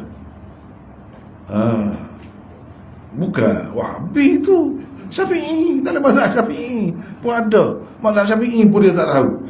Usah kena tahu mazhab Bukhari. Mazhab Bukhari pun gitu. Imam Bukhari bebas kata Allahu Akbar. Dia tak pilih yang lain. Berapa kali selepas ni ada beberapa bab. Memang gitu. Dia bagi hadis tu. Jadi ini bukan masalah Wahabi. Jadi kalau Wahabi buat gitu, dia menepati sunnah lah. Betul lah tu. Apa masalahnya? Kadang-kadang kebencian kan membuat seorang jadi buta lah. Seperti cinta lah membuatkan orang jadi buta. Hubbuka syai' yu'mi wa yusim. Kadang-kadang cinta kamu akan sesuatu menyebabkan kamu buta dan tuli. Ginilah jadi. Tak salah betul. Tenang-tenang sudahlah. Semuanya saudara kita orang Islam lah. Jangan duduk sangka buruk sana sini jangan lah. Tak ada pasal boleh dosa. Orang betul-betul dah ikut sunnah, kita kata macam-macam. Kita kata Batman lah, macam-macam. Susah. Boleh faham kadang-kadang kita terpaksa kena sabar banyak. Lama. Dia tak pernah biar dulu. Nanti dia akan faham. Gitu je lah kita kata. Doa kepada Allah, biar semua umat Islam ni faham, biar semua umat Islam ni tenang-tenang bersatu, bersaudara. Tu je. Nak buat apa dah? Dah fitnah pun sampai jadi gitu kan. Tak boleh kita nak sekat. Dia kata bila dia kata. Kita mengajar je lah. Tenang. Ajar cerita kau yang sebenarnya macam mana. Yang sebenar. Tak ada kaitan pun dengan Wahabi. Kalau dia buat, mana betul lah tu. Dia ada hujahnya. Dan itu sesuai, serupa dengan Imam Bukhari lah. Gitu. Tujuannya nak kata gitu, nak mudah. Nak di mata orang, tapi orang jadi masuk pelik. Jadi pelik sunnah lah pulaknya. Kalau macam tu. Pelik hadis Nabi, pelik Nabi lah peliknya. Nabi buat gitu. Tak kena. Secara tidak langsung kita macam mengejek Nabi. Tapi kita kira sangka baik lah. Dia tak faham. Gitu lah. Orang tak faham ni, kita biar je lah. Sehingga dia faham. Kadang-kadang tak faham mati, teruk lah. Kalau tak faham hati, nak kata ada juga lagu tu. Sebab itu cubalah berubah fikirlah, belajarlah. Belajarlah. Baru nampak. Kadang-kadang fitnah tu kuat sangat, tak ada nak tepi, orang kata. Tak ada nak tepi. Padahal benda tak ada dek pun. Tak ada dek. Baik. Ketika takbir untuk rokok dan ketika bangkit dari rokok dengan mengucapkan sami'allahu liman hamidah rabbana walakal hamd. Hadis ini menunjukkan imam, Nabi itu imam, dia sebut juga sami'allahu liman hamidah. Ni. Jadi sesuai Imam Syafi'i kata gitu. Tapi Imam Abu Hanifah kata dah. Imam sami'allahu liman hamidah, makmum rabbana walakal hamd. Suku-suku. Dia pakai hadis lain. Tapi hadis ni menunjukkan imam tu kata kedua-dua. Jadi orang yang kata kedua-dua tu imam ke makmum, betul juga. Orang yang kata bagi, betul juga, tak ada masalah. Benda khilaf. Ada hadis pun. Jadi tak payah duduk bala lah benda-benda lagu ni. Ada kedua-duanya. Allah mendengar orang yang memujinya. Oh Tuhan kami, milik Engkau lah segala pujian. Baginda tidak melakukan seperti itu ketika hendak sujud. Ketika sujud, hendak sujud kah? Bangun daripada sujud kah? Nak sujud kali yang kedua kah? Bangun daripada sujud kah? Tak ada. Ini berdasarkan hadis ni lah. Imam Bukhari dan lain-lain imam Ahlussunnah wal Jamaah mengatakan kalau ada hadis yang sebut nak sujud, bangun daripada sujud, nak sujud pula ada angkat tangan, itu semua tak betul. Sudah mansukh semua. Lepas tu kita kata hadis sahih pun boleh mansukh. Bukan makna hadis sahih tak boleh mansukh. Sebab itu kita nak baca kitab hadis ni kena berhati-hati. Takut kita duduk baca tu yang sudah mansukh, kita tu bukan memahami. Padahal benda tu mansukh dah. Ada alasan sahih tu. Semaya pakai kasut. Biasa pakai kasut semaya. Naik masjid pakai kasut. Biasa buat gitu. Ada dalam hadis sahih tu. Nabi buat sendiri. Sahabat-sahabat buat. Lepas tu yang kita tak buat tu apa? Yang kita tak buat. Kalau orang buat gitu, kejut kan tak? Apa lah, pengotor pula dah. Nak dalam masjid. Tak sesuai pun sama sekali. Sama Nabi tu dia sesuai. Di atas pasir masjid dia. Batu-batu. Sakit kaki tu. Duduk iftirash ke duduk apa, sakit kaki kena ada batu. Tajam-tajam.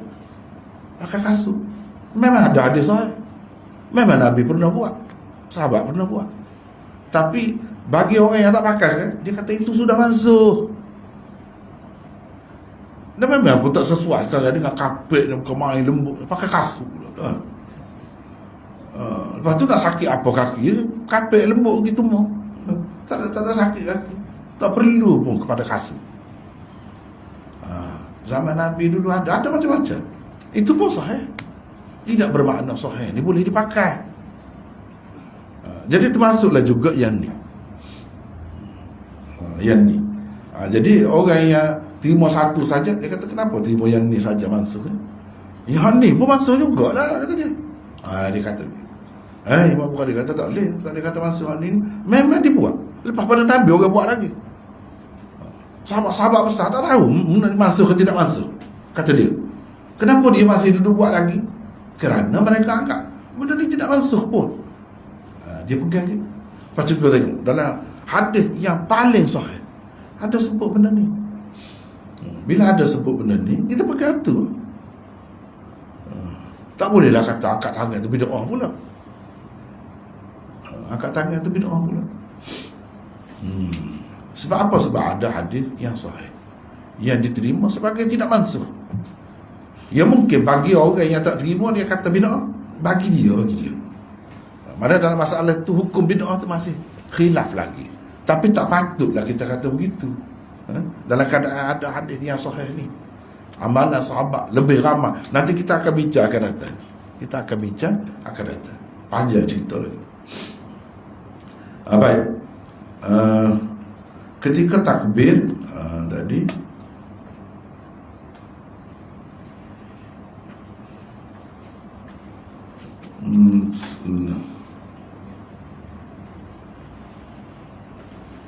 Sebagai baik. Yang mana?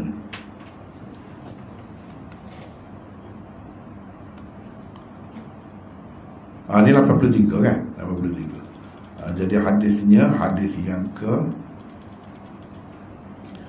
735. Inilah hadisnya yang kita baca tadi. 1606. Jadi Nabi ketika memulai salat, Rasulullah SAW selalu mengangkat tangannya sejajar dengan bahunya ketika memulai salat. Jadi sebagai suatu yang sunat, bukan fardu menurut jumhur ulama.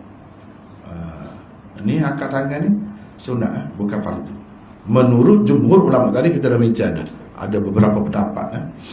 Demikian juga pendapat Imam Bukhari, sunat, sebagaimana telah disebutkan dalam perbincangan di bawah tajuk bab di atas. Di sana ada juga ulama yang berpendapat mengangkat tangan ketika bertakbiratul ihram itu fardu, ada. Dan ada juga yang berpendapat ia wajib. Tadi kita dah sebut dah. Nabi SAW mengangkat kedua tangannya ketika mula-mula mengucapkan takbiratul ihram, dan ia diturunkan serentak dengan berakhirnya ucapan takbir. Gitu. Itulah yang difahami Bukhari daripada apa yang disebutkan oleh Ibnu Umar dalam hadis ini. Demikianlah caranya menurut pendapat yang asah dalam mazhab Syafi'i, dan diterjemahkan oleh para ulama mazhab Maliki, muqaranah orang panggil. Para ulama mazhab Hanafi pula kerana mengikut hadis yang lain berpendapat tangan dahulu diangkat, kemudian baru bertakbir sambil menurunkannya untuk dakak qiyam. Ini dakak qiyam. Dakak qiyam. Pengarang kitab Al-Hidayah, ini kitab fiqh yang menjadi teks lah. Kalau orang belajar fiqh Hanafi tak belajar ni tak sah. Kalau di sana, di India, Pakistan, saya belajar di sana, tak boleh masuk daurah hadis kalau tak belajar kitab Hidayah.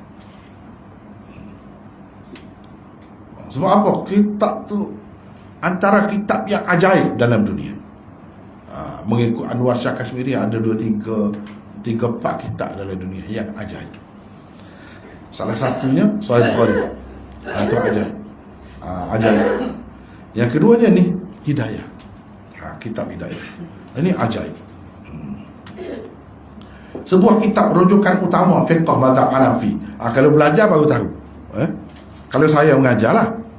Jadi sebuah Bukhari inilah pula panjang syarahnya.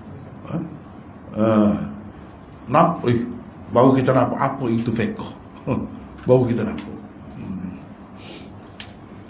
Berkata, menurut pendapat yang lebih sahih, asah, ialah tangan diangkat dahulu, kemudian baru bertakbir. Kerana mengangkat tangan itu berarti menafikan keagungan dan kebesaran daripada selain Allah. Dan takbir pula berarti mengisbatkannya kepada Allah. Nafi, yakni penafian, sememangnya terdahulu daripada isbat, yakni penerimaan adanya sesuatu, sebagaimana terdapat pada kalimah syahadah, yakni kalimah tauhid, la ilaha illallah. Itu yang saya sebut tadi tu. Jadi mereka bukan tengok hadis saja, tengok dari segi falsafah. Apa makna ni? Kita buat saja. Tak kisah saja. Ada maksud tu. Apa maksud? Dia tolong cerita kepada kita. Ni la ilaha Allahu Akbar illallah. Itu makna. Barulah sesuai. Kalau kita perhatikan ajaran Islam, boleh balik situ. Balik pada 2 kalimah syahadah semua. Nampak kemah agama Islam. Pergi balik situ juga. Tak lari daripada tu.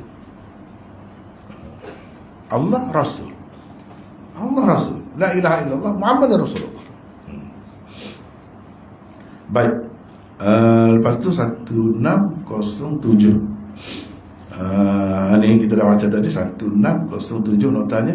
Selain mengangkat kedua belah tangan ketika bertakbiratul ihram, kedua-duanya diangkat juga ketika hendak rukuk dan ketika bangun daripada rukuk. untuk beriktidal, untuk iktidal. Kedua-duanya tidak diangkat oleh Rasulullah sallallahu alaihi wasallam ketika hendak turun bersujud. Tidak. Inilah asas bagi pendapat Syafi'i dan Ahmad. Golongan Hanafiyah pula berpendapat kedua belah tangan tidak diangkat kecuali ketika bertakbiratul ihram sahaja. Itulah juga pendapat Malik berdasarkan riwayat Ibnul Qasim, muridnya. Dalam mazhab Malik ni, riwayat Ibnul Qasim paling tinggi yang dipakai dalam mazhab Malik untuk fatwa, untuk apa pun, lebih lagi daripada yang ada dalam Muwatta. Itu kenapa? Muwatta tu kitab besar dah Imam Malik. Tapi kalau nak tahu pendapat dia yang dipakai, yang lebih kuat, dalam Mudawwanah. Itu susunan Ibnul Qasim. Ibnul Qasim. Tapi sebagaimana kita kata tadi, pendapat Imam Malik ada beberapa dalam masalah ni. Ini salah satulah. Ini yang masyhur. Kata Ibnu Daqiqil Aid, itulah pendapat Malik yang masyhur di sisi murid-murid Malik, dan itulah juga yang dipakai di sisi ulama mutaakhirin Malikiyah. Maknanya takbir sekali saja, takbiratul ihram. Yang lain-lain tak ada. Angkat tangan tu, takbir tu ada kan? Allahu Akbar tu ada. Hadis ke 735 dan lain-lain hadis umpamanya menurut mereka telah dimansuhkan. Sebab itu tidak ada. Jadi ini khilaf tentang sudah mansuh ke atau tidak. Banyak dalam masalah agama ni ada khilaf, mansuh ke tidak. Misalnya doa kunut subuh, ada ulama yang tak pakai. Dia kata sudah mansuh. Memang ada, Nabi buat. Tak nafi itu, sahabat buat apa, tapi itu sudah mansuh. Sebab itu ada sahabat yang mengatakan, bila tanya, dia kata itu bid'ah. Bid'ah. Sebab apa? Mengamalkan sesuatu yang sudah masuk bid'ah. Bagi dia lah. Semua orang kata begitu. Mana ada khilaf. Ada juga yang tak ada khilaf. Misalnya dulu menghadap kiblat kepada Baitul Maqdis, kemudian menghadap kepada Kaabah. Ada khilaf? Tak ada khilaf. Ini masih ada khilaf. Masih ada khilaf. Tetapi menurut Abul Abbas Al-Qurtubi, yang masyhur dalam mazhab Malik ialah adanya mengangkat kedua belah tangan pada 3 tempat tersebut. Iaitu pendapat Malik, itulah pendapat Malik yang terakhir, dan itulah yang paling sahih. Ini semua orang mazhab Maliki ni. Ibnu Qasim pun anak murid dia juga. Qurtubi ni mazhab Maliki. Dia kata ada. Jadi maknanya ada beza pendapat lah di kalangan ulama dalam mazhab Malik itu pun. Kesimpulannya ialah ada 2 pendapat, bahkan 3 pendapat yang dinukilkan dalam masalah ini. Pendapat Malik yang dinukilkan dalam masalah ini, kedua-duanya diriwayatkan oleh murid-murid beliau. Habis itu barulah kita pergi kepada bab ke-84. Jadi ada 3 lah, ada 3 tajuk ni. Ni bab Imam Bukhari buat angkat kedua tangan ketika takbir. Yang ni mula-mula takbiratul ihram, ketika nak rokok, dan ketika angkat kepala daripada rokok. Dia buat tajuk, mana dia terima. Bagi orang yang tak terima, dia tak pakai, tak kuat. Ini yang lebih kuat bagi dia lah. Orang yang tak terima, tak apalah, masing-masing pendapat lah. Jadi setakat itulah dulu untuk hari ni. Berpuas hati kan, baca tajuk dengan hadis, sekurang-kurangnya 1. Jadi hari ni kita dah baca dah, selesai dah. Jadi sekadar itulah dulu untuk hari ini. Dan kenapa pengerusi minta saya beredar sekejap? Tidak. Kemudian anak minta hadirin tunggu sekejap sehingga Maulana beredar. Saya ada nama itu apa-apa lah. Jadi saya kena keluar ke tak? Tapi kalau Maulana kata nak umum, mungkin Maulana ada nak umum sesuatu lah kepada kita pada hari ini. Nak bicara dulu ke tak? Umum dulu lah. Umum dulu Gini, satu perkara yang menyedihkan lah. Saya sendiri berasa sedih. Orang lain pun kalau rasa sedih ialah iaitu saya bercadar sebenarnya nak berhenti mengajar ni. Jadi pada awalnya saya bincang dengan pengerusi kita ni, terakhir setakat bulan 10 ni. Tapi saya takut terkejut sangat pada masa tu. Saya kata kalau cerita hari ni dah dulu, sekurang-kurangnya dah tahu dah. Jadi kita ada satu saja lagi. Rasanya sedang molek lah ni, lagi bak ni untuk nota ni. Kalau kita berhenti sini sekali lagi, lepas tu insya-Allah saya tak ada dah. Saya tak ada dah. Kita berhenti. Rasanya saya pun tak apa ingat, mungkin orang ingat. Berapa tahun kita sini? Pak Si. Bermula kuliah kita tadi 21 Januari tahun 2006. Pak Si ke ai Pak Si? Pas daripada awal. Daripada 2006. Berapa tahun jadi? Nak masuk 20. Jadi saya rasa kalau saya minta lah restu sahabat-sahabat sekalian, saudara-saudara sekalian, saya nak berhenti pepatah. Saya pun ingat 3 orang ada pengerusi mati dalam masa tu. Ustaz Mat meja tu, Ustaz Mat, lepas tu ni Prof Dr. Isa tu, lepas tu Pak Uwal. 3 saya tinggal dah. Jadi pengumuman tu itu yang sebenarnya ceritanya. Ceritanya asalnya dia ada peristiwa juga. Nak boleh jadi mengajar. Pak Si ni dulu Pak Si, lepas tu jadi ai Pak Si. Saya ceritalah hari ni sedikit. Dia asalnya Ustaz Suhaimi Haji Ahmad. Dia adik-beradik Ustaz Nahai, Najmi, itu adik-beradik dia. Najmi brigadier tu, ex brigadier general tu, adik-beradik dia lah. Ustaz Suhaimi ni dia sempat dengan saya semasa di Deoban. Semasa saya budak-budak. Dia tu dewasa dah pada masa saya budak-budak. Jadi oleh kerana dia tahu saya ni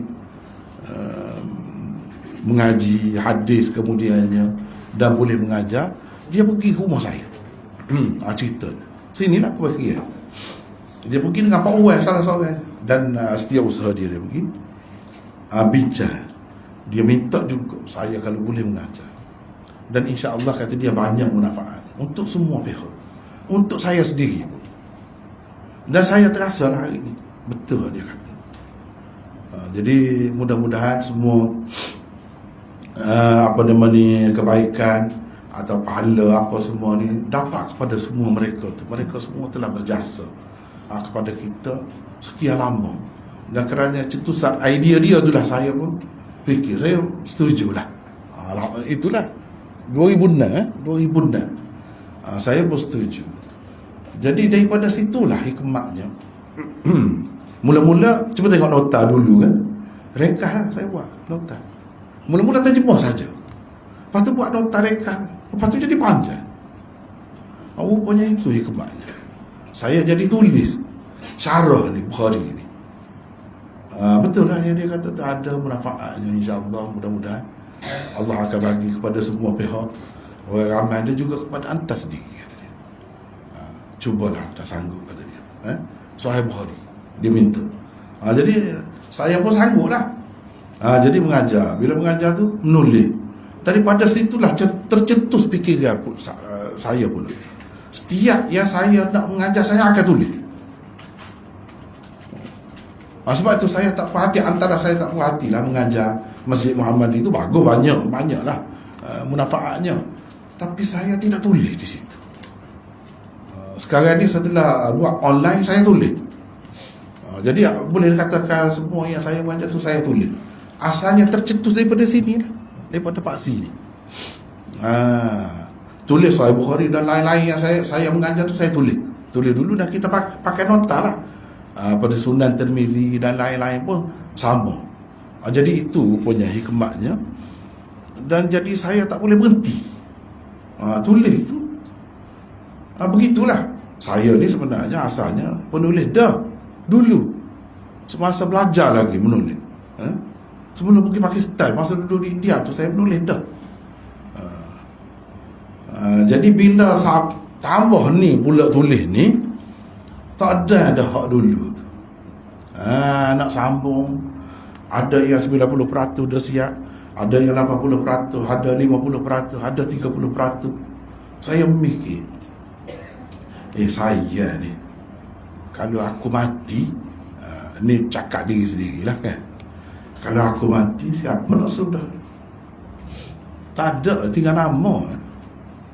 Gitu. Jadi saya berfikir, dah pengalaman mengajar ni, mengajar hadis tak berhenti dah berapa puluh tahun ni. Saya menyebabkan orang Kelantan kata tak boleh nak celih.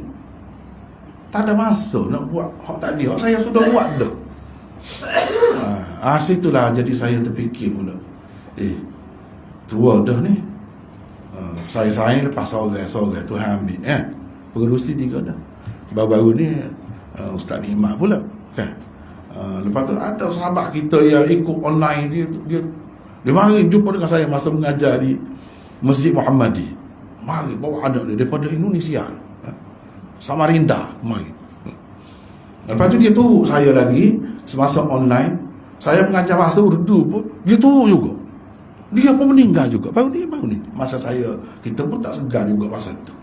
Kebetulan kurang sihat. Jadi dengar cerita macam-macam, dia fikir macam-macam. Bila manusia ni kan begitulah, bila sakit pula fikir macam-macam. Kalau mati macam mana orang mati sekeliling ni. Lalu saya buat keputusan. Sebenarnya lama dah saya nak berhenti. Saya nak tumpu kepada penulisan. Tetapi bila terakhir ni lagi terasa, saya rasa tak boleh dah, padanlah. Jadi sahabat-sahabat kita, peserta yang ada ni, kalau nak turut, saya banyak dah rakaman. Tengok situ. Saya rasa kalau tengok itu pun tak habis. Tua-tua ni rasa mati dulu. Berapa puluh tahun rakaman. Jadi tengok situlah. Walau bagaimanapun saya tidak bukan makna kata hilang terus daripada radat dah. Selagi ada hayat ada lah. Kalau perlu sangat tu, saya akan keluar lah. Kalau tidak dah, saya minta maaf. Takkan ada dah program umum, kecuali kalau darurat lah. Kalau tidak darurat saya tak akan pergi, minta maaf lah. Jadi termasuklah yang ni, air paksi ni. Sekarang ni jadi gitulah keadaan. Yang baru-baru tu mungkin berasa terkejut lah, baru. Tapi yang lama-lama tu mati dah berapa ramai di kalangan kita. Saya tidak berhenti juga. Sehingga akhir ni saya rasa tak boleh. Sebab apa? Macam mana saya nak tinggal? Saya kena fikir juga generasi akan datang, jangan tengok depan. Saya tak tengok depan. Misal satu contoh saya nak tunjuk. Boleh nampak sini kan? Boleh nampak sini.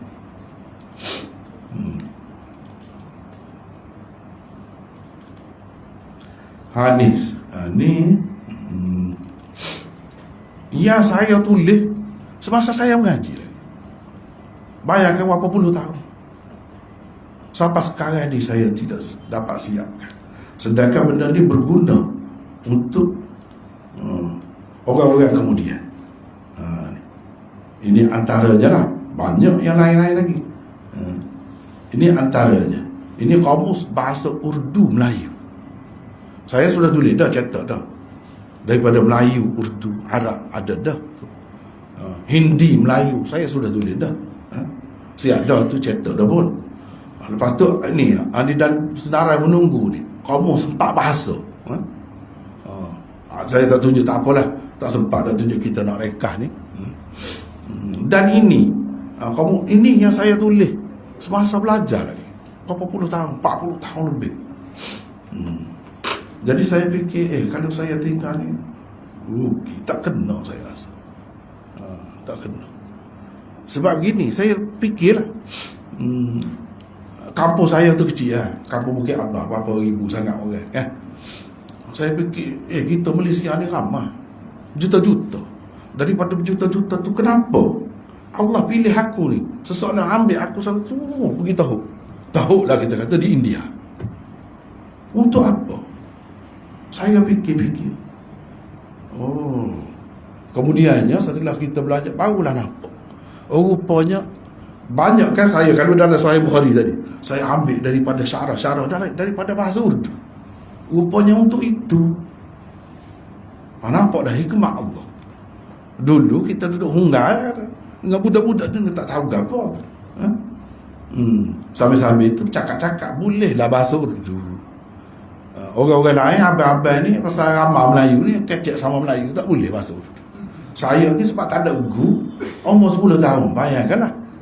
Nak bercakap dengan apa dengan abang-abang ni, jadi bercakap dengan orang sana lah, sebaya dengan kita. Jadi boleh bahasa Urdu. Jadi boleh bahasa Urdu, saya mikirlah untuk apa ni hikmah, apa hikmah. Jadi saya fikir inilah hikmah. Saya pun tulis dah dulu. Kalau benda ni saya ya mengharapkan saya kalau siap ni aku yang pertama mati dah. Berapa orang dah mati? Maknanya saya fikir benda-benda yang kita nak buat ni, seorang penulis ni tak boleh fikir ada depan ni. Dia kena fikir generasi akan datang. Tu dia. Jadi selepas mati saya, mungkin ada orang yang nak guna. Kalau tidak nak guna tu tak apalah. Kalau tidak nak guna, tidak perlu. Akan ada. Seperti mana saya hari ni. Boleh dikatakan saya tidak tinggal. Tiap-tiap hari saya tengok Qamus Fairuzul Lughat ni. Tiap-tiap hari hampir saya tengok kitab ni Qamus ni. Ini Qamus besar bahasa Urdu. Ni. Sedangkan pengarah dia tak terfikir pun saya ni orang Malaysia bukan semasa dengan dia akan guna Qamus dia ni sampai begitu. Dia tak terfikir pun. Orang-orang lain ramai lagi lah guna tak kira lah tu. Kira saya. Cuba tengok. Mana dia tak sempat pun dengan saya ni. Tak kenal pun saya. Saya kena fikir macam tu. Apabila saya fikir macam tu, saya rasa tak ni. Kena berhenti dah. Kok mana-mana. Sampai masa dah. Sebenarnya lama dah nak berhenti. Dah tunggu tangguh. Sampai sekarang ni rasanya tak boleh tangguh dah. Jadi maafkanlah saya. Gitu je lah. Apa pun saya tak boleh dah. Kena berhenti. Itu saya tunjuk satu. Banyak lagi yang lain-lain. Saya kalau saya tak buat benda sudah ada dah, sudah buat dah, tiba-tiba berhenti, terbengkalai tengah jalan. Rasanya tak kena lah. Saya terlalu memikirkan orang semasa, nampaknya. Sampai masanya saya kena fikir orang akan datang, orang yang tak ada lagi, tak tahu di mana. Kadang-kadang orang yang tanya saya, kalau bahasa Urdu dia tanya, saya terfikir, dia ni tua daripada aku. Nanti sudah Qamus aku ni, dia ada lagi ke tak ada? Kalau fikir dia, aku tak ada buat ni. Tapi tak boleh fikir gitu. Penulis tak boleh fikir begitu. Banyak lagi yang lain-lain. Jadi dengan sebab itu sebenarnya alasan lah, kalau saya nak berhenti tu sebab apa? Itu sebab saya rasa tak ada. Orang kata mutar hak tu lah. Nak ambil yang lama-lama kita sudah buat, tak ada. Itu pun tak, kadang-kadang tak tidur tengah malam. Sebab apa? Bukhari lagi. Bukhari berapa? Tirmizi lagi. Banyak lah. Abu Daud lagi. Jadi kalau saya duduk mengajar dengan kesibukan duduk menulis ni, tidak buat satu jadual lain, saya rasa saya tak akan dapat siapkan semua tadi. Jadi kalau kita semua ni sempat dengan buku-buku saya tu, boleh tengok akan ada. Kalau tak sempat pun orang lain lah akan ada lah tu. Akan ada lah tu. Begitu. Banyak yang saya telah buat dan perlu disudahkan, termasuklah tafsir Quran dengan Quran itu. Tafsir Quran dengan Quran itu. Alangkah bahagianya saya. Lepas mati pun, kalau kitab tafsir itu ada di setiap rumah orang masih bertemu dengan saya walaupun saya tak ada. Itulah kelebihan penulis. Jadi saya tak mahu kehilangan peluang itu. Sebab Allah SWT bagi sedikit sebanyak kemampuan kepada saya. Jadi dengan sebab itulah saya kena berhenti. Jadi minta maaf lah. Tapi tak habis lagi, ada sekali lagi. Nanti sekali lagi lah kita minta maaf lah. Sementara tu saya ucapkan terima kasih lah kepada semua yang bagi sokongan, terutamanya Paksi dan sebelum di Paksi. Semuanya mudah-mudahan mendapat rahmat daripada Allah, ganjaran yang sebaik-baiknya. Dan kita semua dapat manfaat sebanyak mungkin. Dan pesan saya je, buat sementaranya kita ada satu lagi kelas insya-Allah hujung bulan ni. Buat sementara tu saya kata tengok ni lah rakaman. Itu salah satu rahmat Allah juga untuk orang kemudian ni. Ada rakaman tu boleh tengok. Lepas tu nokta-nokta tu ada. Kalau baca nokta tu tengok. Gitulah caranya. Saya terpaksa berhenti. Tak boleh. Kalau tidak, tak tahu di mana. Berapa hari tak tahu Tuhan nak bagi kepada saya. Kalau kita kata masa Kelantan, berapa jemput lagi Tuhan nak beri. Tak tahu. Kalau kita buat main-main, masa ni jangan. Kalau kita hidup 10 tahun, alhamdulillah, mujur lah. Takut 2 hari lagi pun tak ada. Tak boleh. Nak macam mana? Jangan main-main dengan masa. Sebab tu saya rasa kena berhenti. Itulah maksud saya. Maksud pengumuman itu. Jadi harap boleh terima lah. Boleh terima. Jadi sekadar itulah dulu. Ada cikgu nak sebut. Ya.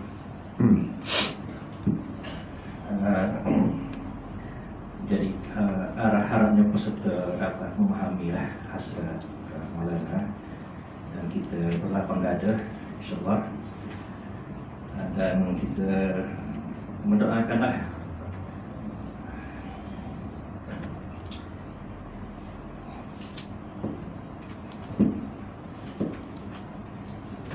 Ada saya nak tambah sedikit tak apa. Iaitu Paksi, tengok nanti bincang dulu lah macam mana.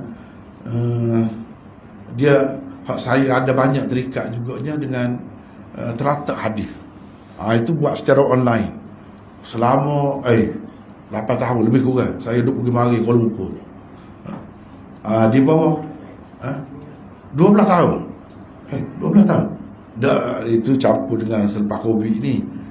Kalau pergi mari saja tu, turun naik kapal terbang 8 tahun lebih kurang.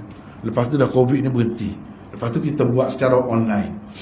Jadi secara online ni atas permintaan teratak hadis, oleh kerana saya akan tulis juga semua ni yang saya tulis dah ni, termasuklah yang kita mengaji hari ni, saya akan tulis tu. Ada jadual saya buat dah. Jadi atas permintaan teratak hadis, pihak teratak hadis, mereka minta kalau boleh ada anak buah saya lah, kalau saya tak boleh gitu. Kalau tidak boleh semua pun sebahagiannya. Jadi setakat ni saya dah bagi dah kepada mereka nama-namanya. Dan saya hanya sanggup bagi kesanggupan untuk mereka untuk 2 saja. Pakai nota saya, tapi saya tak mengajar. Nota saya akan terus insya-Allah untuk teratak hadis, iaitu 99 usul, dirayah hadis, dan juga Sahih Bukhari, Kitabul Ilm. Itu akan bersambung. Itu akan bersambung, nota saja, mengajar tidak. Jadi dalam cadangannya yang akan mengajarnya 2 orang anak saya lah. Itu akan dimaklumkan kemudian lah. Jadi cerita Paksi ni setakat ni gitulah. Saya setakat hujung bulan ni. Teratak hadis pun begitu juga. Di lain-lain tempat pun begitu. Saya tak pergi dah, insya-Allah. Kecuali kalau perlu sangat darurat. Sebab saya tengok masalah nak menangani masyarakat di kita ada ramai dah tokoh-tokoh, orang-orang yang hebat, terutamanya sahabat-sahabat kita di Perlis, Dr. Ruzaimi, Mufti Perlis, Dr. Asri, dan ramai lagi yang lain-lain. Mereka dapat menangani dengan baik banyak perkara. Misalnya JISB sekarang ni, saya tidak lebih baik, saya tidak banyak maklumat tentang mereka. Jadi ramai dah orang-orang yang boleh menangani masalah masyarakat ni. Jadi saya rasa biar mereka lah pelapis lah lapis-lapis baru, generasi baru pula buat kerja. Benda-benda ini untuk umat ni. Saya pun buat juga, cuma dalam bentuk lain. Dalam bentuk penulisan. Silakan cikgu. Sambung lagi. Ya. Jadi kita sebenarnya saya sebut adalah kita sama-sama mendoakan semoga Allah ada panjang umur, sehat, dapat terus berkongsi ilmu-ilmu walaupun tidak secara berhadapan lagi, tapi kami haraplah penulisan-penulisan berkenaan dengan nota-nota berkuliah dapat diteruskanlah. Contohnya kuliah Bukhari kita ni tidaklah berhenti di bab berapa. Kena fikir, kena ngejas. Sebab saya takut gini, bila terlibat banyak sangat jadi semua dulu. Sedangkan kita nak lari daripada suasana tu. Saya dah bagi dah itu 2 paling tinggi. 2 tu nampaknya boleh kepada teratas hadis dah. Jadi kena fikir pula lah tu. Tak apa dah. Teruskan. Jadi itulah sama-sama kita doakan. Macam mana nak sebut tadi, dah pengurusi dah 3, yang keempat pun kalau pergi dulu pun tak apa. Kita doakan biar Maulana yang lebih banyak manfaatnya kepada umat lah. Mudah-mudahan panjang umur semua, insyaAllah. Banyak tu, insyaAllah. Okey, jadi rasa itu sajalah. InsyaAllah kita jumpa lagi minggu hadapan. InsyaAllah, doa-doa. Minggu hadapan dan minggu Maulana minggu dari minggu keempat, 26 hari bulan. Kalau dikirakan sebagai kuliah terakhir Maulana lah di Dewan Kuliah kita, 26 hari bulan. Harapnya semua dapat beri masa. Termasuk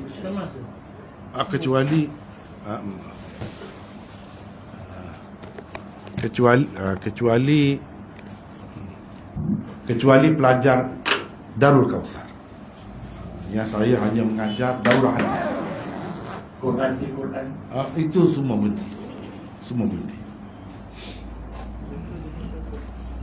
Kalau tak berhenti tak. Itulah. Baiklah, saya itu saja. Saya harapnya peserta dapat tunggu sekejap. Mungkin berbincang dalam 10 minit. Saya nak maklumkan sesuatu. Jadi kita bolehlah Maulana untuk beredar. Saya pergi dulu. Assalamualaikum. Jazakumullahu khairan.